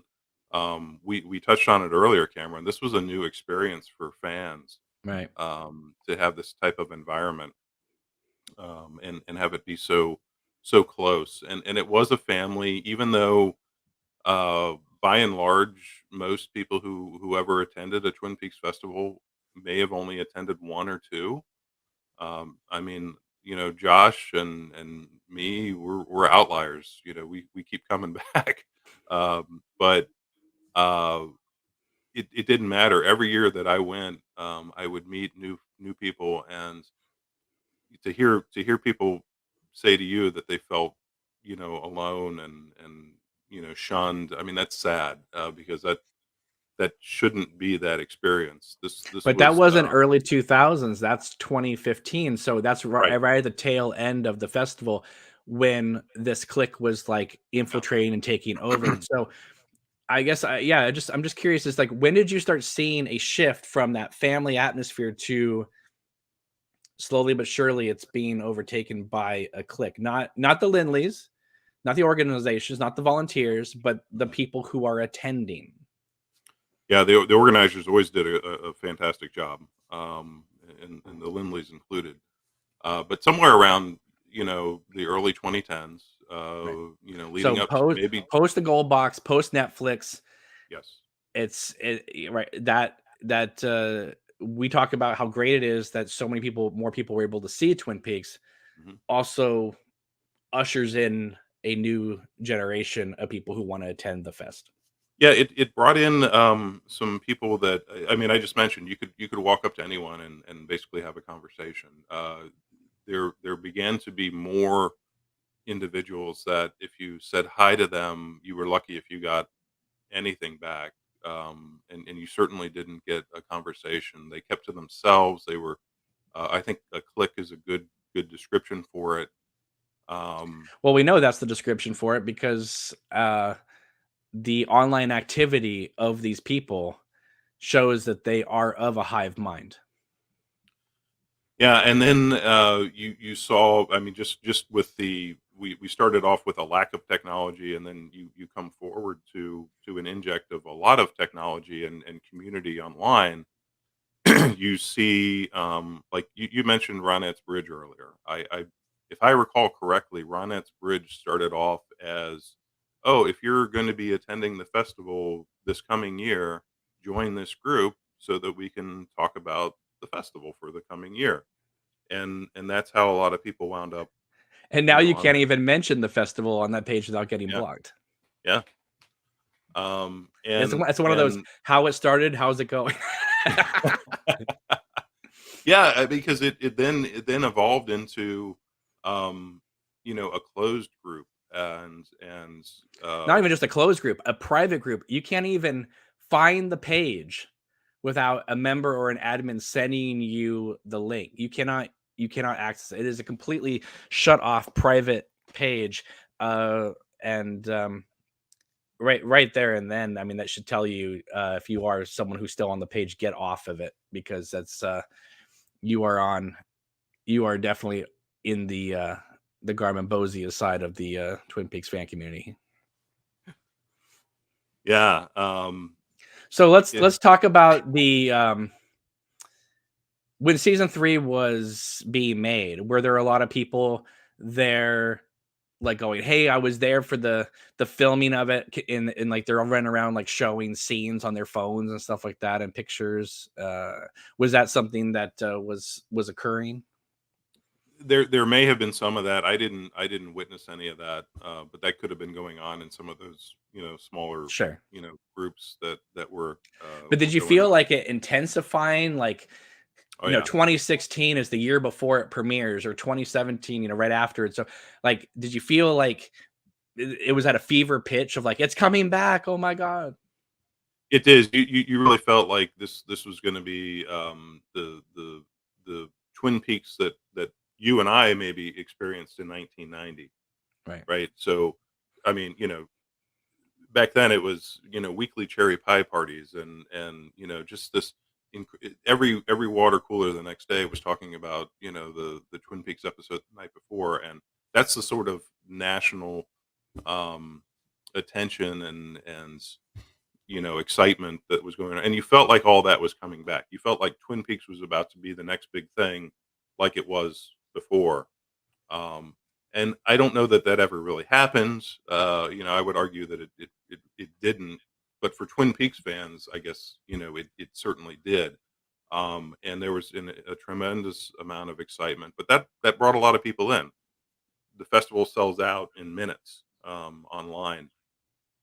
You have you had, in talking to the organizers, you had people, calling them up, expecting to be comped to come to the festival, and get in, and it became a lot, I think. Yeah, it's Um, it's almost like trying to do one of those LA conventions in, basically the Issaquah Holiday Inn, is right. It's like, even though it's not the same location, I'm just saying, like, it's becoming almost too big for the location uh that you guys are going to be inhabiting. Um, so 2017 is an infamous year in the Twin Peaks Festival. A lot of um accusations are being made during that time. Maybe not a lot, but a few that ended up being uh spread throughout the community. Were you a witness to any of this behavior that has been alleged online from yeah, the 2017? the behavior that was alleged was directed at one of the organizers, and it was, accusing them of sexual harassment, which I never witnessed. Okay. I never saw any of that, nor did I ever. And I was in all those groups back then, because they were open groups. Nor did I ever see any proof of those accusations. These were people that I knew, and know them to maybe say goofy things from time to time, but not have malicious intent, if I've you heard will. I've heard that if you watch the gold box set, that that the organizer in question, that the people have accused, Rob Lindley, he um is heard in the gold box set, like saying similar types of things, but everyone's just kind of laughing about it and that type of thing. And I understand, like, some people said, like, well, we excused this behavior for so long. Rob has said, hey, some of these things that people have accused me of saying, I did say. It's just being, and again, I wasn't there, but I want to give Rob his due. He's not here, but so I want to give him his voice here. He has said that, yes, I did say some of those things, but it was never meant to be malicious. I just sometimes say stupid, goofy things, and people who want to spin things to their narrative are doing just that. So again, I wasn't there. Okay. But Rob's not here to defend himself. So I'm just want to throw out his voice. That's what I understand his position has been. Um, so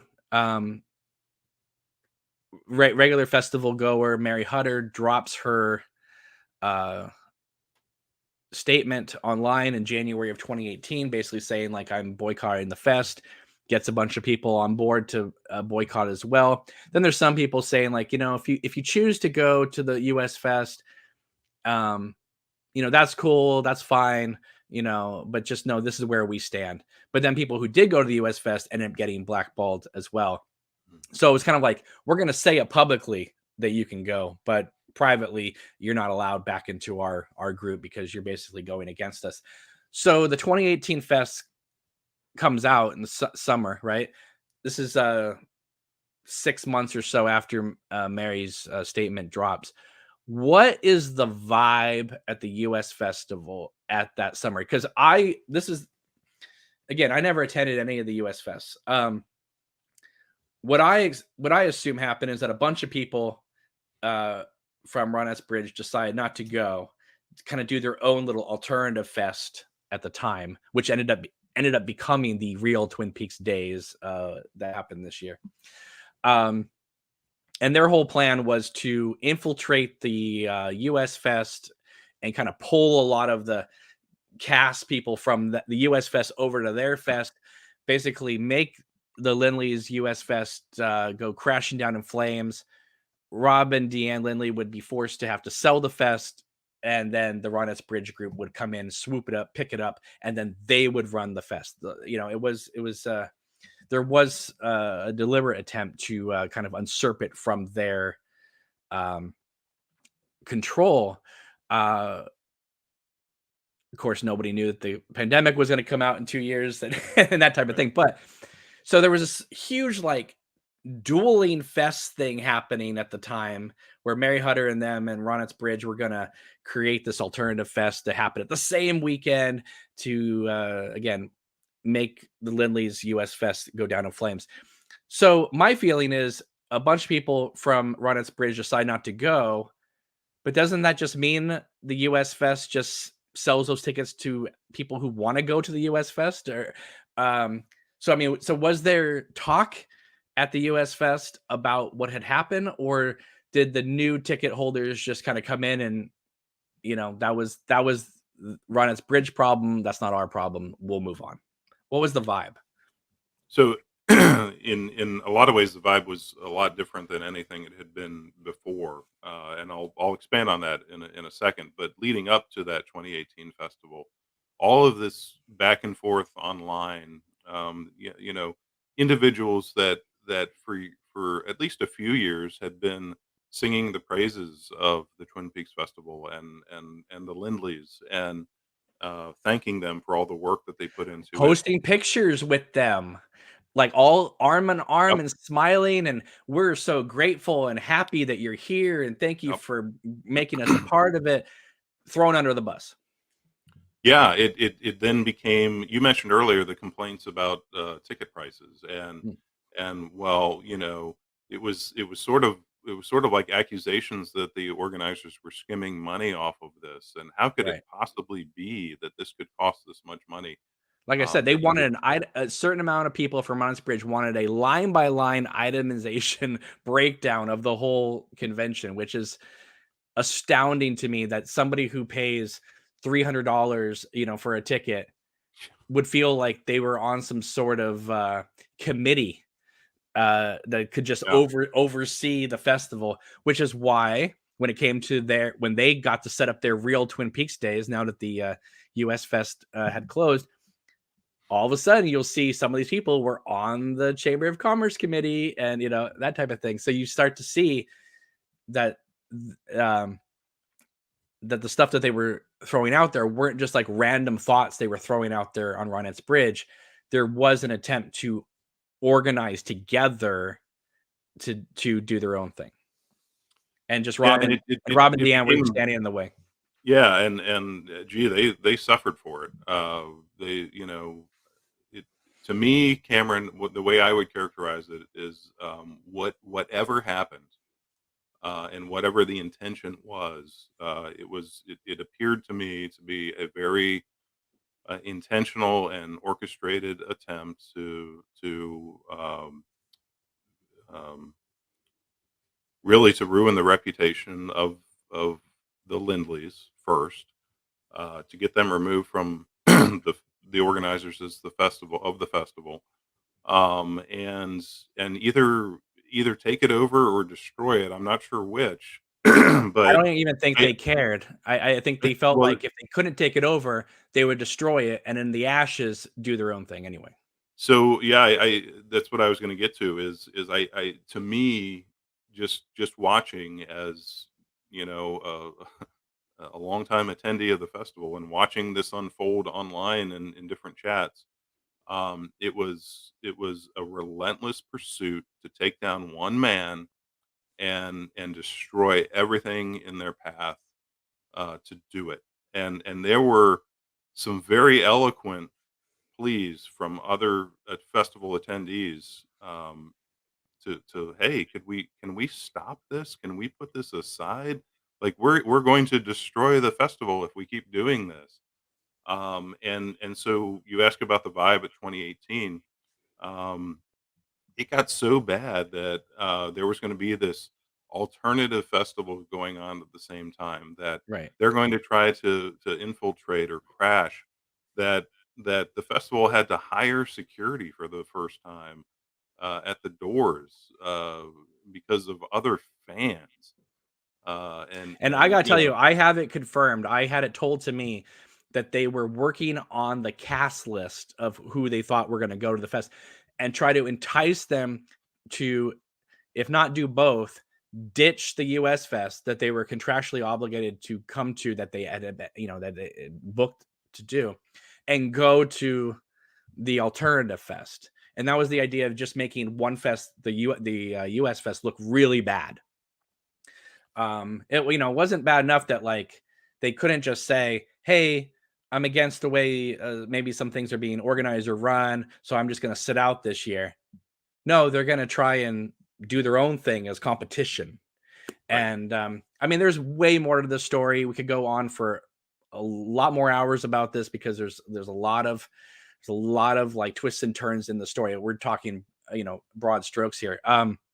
But then 2019 comes, and and what was the vibe of that one? Because Um, because Mary Hunter's statement had been republished just a few months earlier to that as well. It was like it wasn't, so they tried to take it down in 2018, it didn't work. 2019 comes along, they republished the statement online. I think this time if it didn't go viral the first time, it went viral the second time.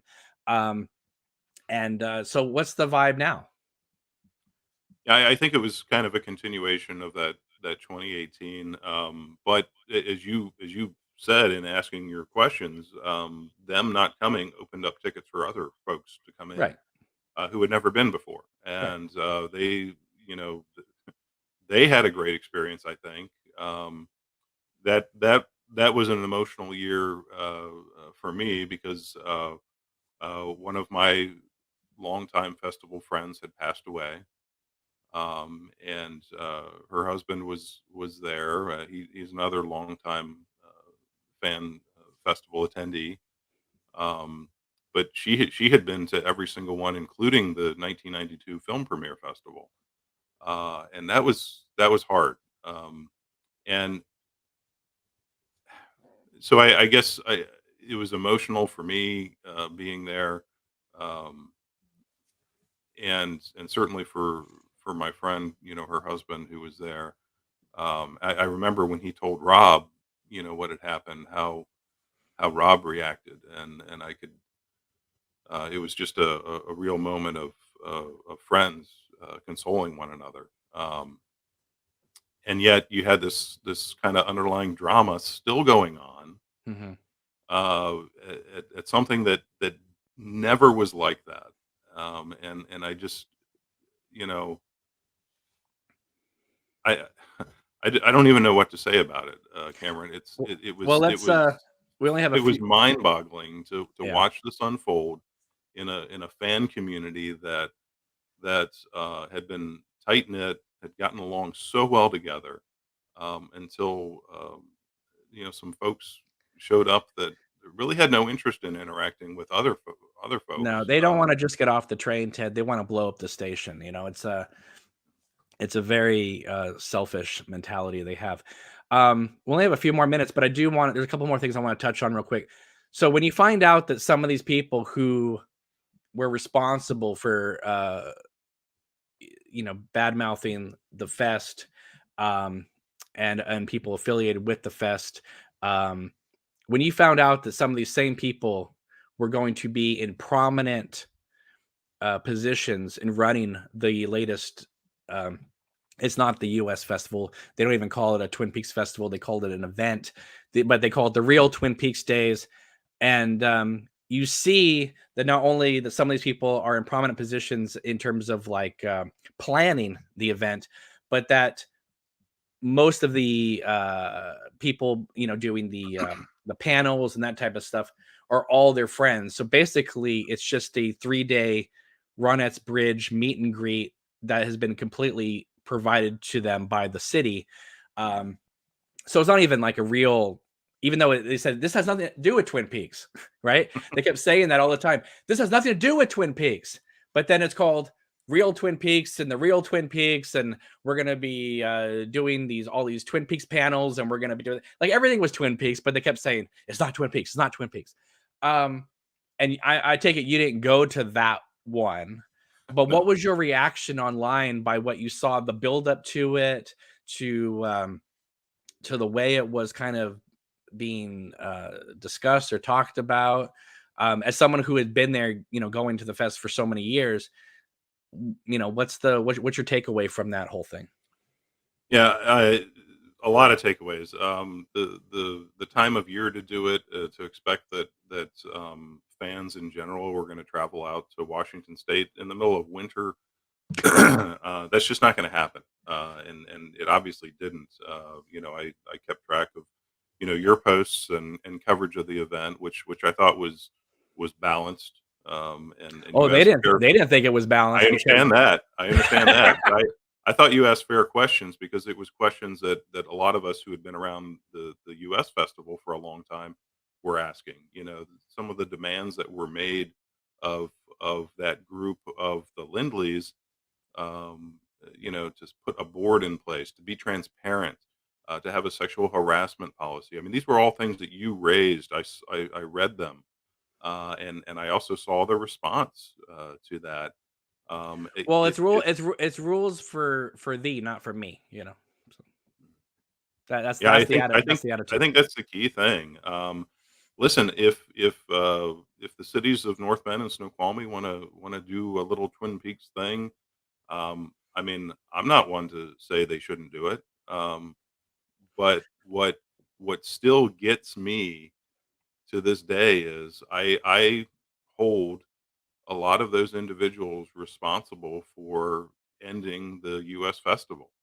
And as somebody who made that a part of my life for a very long time, that took something away from me, that should never have happened. And I know there's others out there who feel that same way. And I've also seen some people just kind of be snowed over by some of these accusations that were made online, not really knowing the reality of putting on a festival like that. The Well, like time and there's people sacrifice and now money. there's people now I see online that are well-known people now in the Twin Peaks fan community, and they talk with authority like they know stuff that happened when I know for a fact they weren't even involved at the time. They're just going off what certain people have told them. And then they're throwing that kind of stuff in people's faces like you weren't even there. And people, certain people told you certain things and how to think certain things about certain people, and that's what you're propagating. So a lot of this stuff isn't even true what they're saying, and it's being spun if it is true. um like I said, I don't have a problem with Snoqualmie North Bend wanting to do something. That's all cool. That's their town. They should totally do it.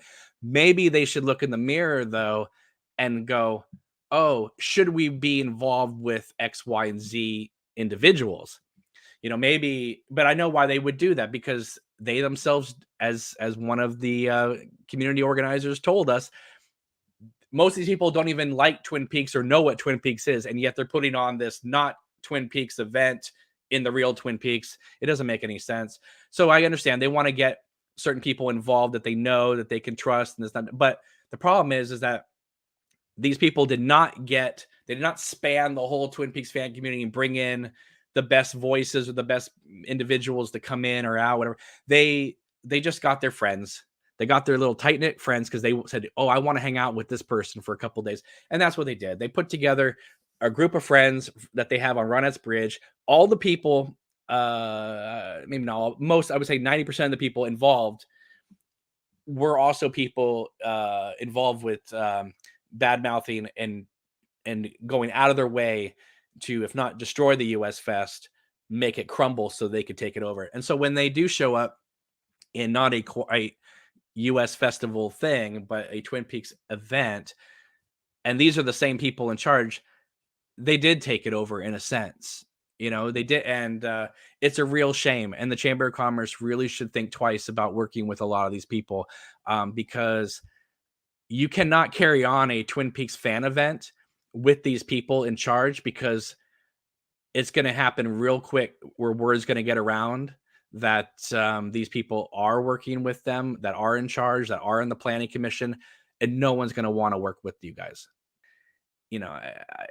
It's I want to encourage that kind of thing, but in terms of having more Twin Peaks stuff going on, but I can't get behind it when I know that the people, several of the people in charge or several people affiliated with it are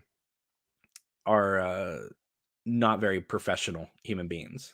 So, yeah, and again, I'm not gonna, without putting names out there. I mean, there are individuals that if they were involved with any Twin Peaks event, I'm not attending, not going to be part of it. Again, I've seen comments posted back to you, Cameron, of, "Oh my gosh, why can't you just let this drop?" Well, for some of us, we lost something that meant a lot to us, and sorry, I'm not ever going to forget who was responsible for that. I think somebody said, well, the festival ended because of COVID, and that's not true. Uh, the plug was pulled in December of 2019 in preparation for what Showtime wanted to do for the 30th anniversary of Twin Peaks in 2020, which was a Graceland festival. And I'll tell you, I had planned to attend that. It's like, well, if there's not going to be a U.S. festival, I'm gonna go to that. And it was going to be put on by Showtime, and it looked like, although it wasn't going to be set in Twin Peaks, and it was kind of an odd location, I wanted to go to Graceland, so I was going to go. And then like I said, yeah, then COVID. I was hoping that was going to be like a Wild at Heart convention or something like that. Yeah. Yeah, a lot of people said like Graceland, and I remember even on my show just kind of making fun of the fact that they said it was all you could eat spaghetti, right? Spaghetti. And I thought that was great because the guy in the diner next to Ray in episode 2 or part 2, whatever, of season 3, the guy's just eating 3 plates of spaghetti. So I thought the noodles are going to be all you can eat, but I don't know about sauce and meatballs. All right. So, Right. but, and people saying like, well, that's not Twin Peaks. And that's why I think they called it the real Twin Peaks. It's sort of like it's kind of a jab against the Graceland event. Yeah. I was okay with it because I figured, they have a New York Comic Con, they have an LA Comic Con, they have, I thought, well, there's a lot of Twin Peaks fans who can't get out to the Pacific Northwest. So, they were doing ones in Australia, Yeah. and I thought, well, that's kind of a nice thing. Maybe they could just, do it in different places around, and that's totally cool. Now, for those who don't know, the Graceland event was only supposed to be 1 year. It wasn't Yep. going to be a every year thing at Graceland. So don't think they threw throughout the US festival to just do a Graceland event. It was just a special 30th anniversary type of thing. Um, Now that being said, obviously everything's at a standstill right now, but I do hope that something like this eventually, is born again. I think the Twin Peaks fans would love it. I think, if anything, even if the show never comes back, I think we have so much material now between the books and the show and the movies and the missing pieces, and that we have a lot of stuff that we can celebrate and love together as fans. And I always keep my fingers crossed that the better days are ahead for the fan community, and I think it's I'm certainly hoping for that. Yeah, well, I mean, just since 2019, I know at least a dozen people that have either I didn't know they were into Twin Peaks or they got into Twin Peaks, and then they found out that I love Twin Peaks, and then I've told them stories about the Twin Peaks Festival, and the response has always been, "Oh my gosh, I want to go to that. When is it?" It's like, well, it's not happening anymore, and I agree with your sentiment. I certainly hope that we one day get a U.S. festival back. I'll be there. There's no doubt about it. But so will a whole bunch of other people who, since 2019, haven't had that opportunity, and would love to make that trip out to the Northwest. That's what you know. You talk about how do you keep this thing going. That's how you keep it going. And it's obvious it can because there are always new people getting into it. And I know plenty about being, a fan of a dead show from when I was younger as a Star Trek fan, going to those Star Trek conventions I talked about. The show was dead. It had been dead since 1969. And then the movies And came out. and the movies came out, and then I was at one of those conventions when Majel Barrett Roddenberry was there to talk about Star Trek: The Next Generation and what that was going to be. And it's like, oh wow, Star Trek's coming back. And then, you know, kind of the same with Twin Peaks. It comes back. It does. It always seems to come back in some form. Um, this has been really wonderful, Ted. Thank you for coming on here and talking with me about this. And I do hope you'll return and talk more about Twin Peaks and David Lynch with us. And it's been really great getting to know you. And I appreciate you spending time with us today and sharing a lot of your amazing stories. Well, thank you, Cameron. I having found I was been on Twin Peaks Worldwide for a while, but then having found your fan film that you made, which is a phenomenal film, and the work that you're doing to keep Twin Peaks going. That's what we need. It's been great. You're connecting with a lot of great Twin Peaks fans. As someone who's been around this fan base for a very long time, I think you're talking to the right people. And yeah, I can't help but think that better days are ahead because I've been in those dark days. Again, going back to 2006, which is immortalized on that gold box edition. 66 fans sitting around in the barn. you know, and then I don't know. look what we got. Your stories of eating cherry pie in a llama venue. I don't think it gets much better than that, to be honest. So You know what? You would expect strange things to happen at the Twin Peaks Festival. So that was one of them, and I've got a whole bunch more stories like that. I'd love to share, and I look forward to talking to you again. absolutely. All right, everybody. Thank you so much for watching. Really appreciate it. Give this video a big thumbs up if you haven't already. Subscribe to this channel. Make sure to follow us on Patreon, Facebook, Twitter, Instagram. Email us anytime. Ted, thank you again. It's been wonderful, and we will see you soon. Take it easy. Have a wonderful day. Take care. Bye bye.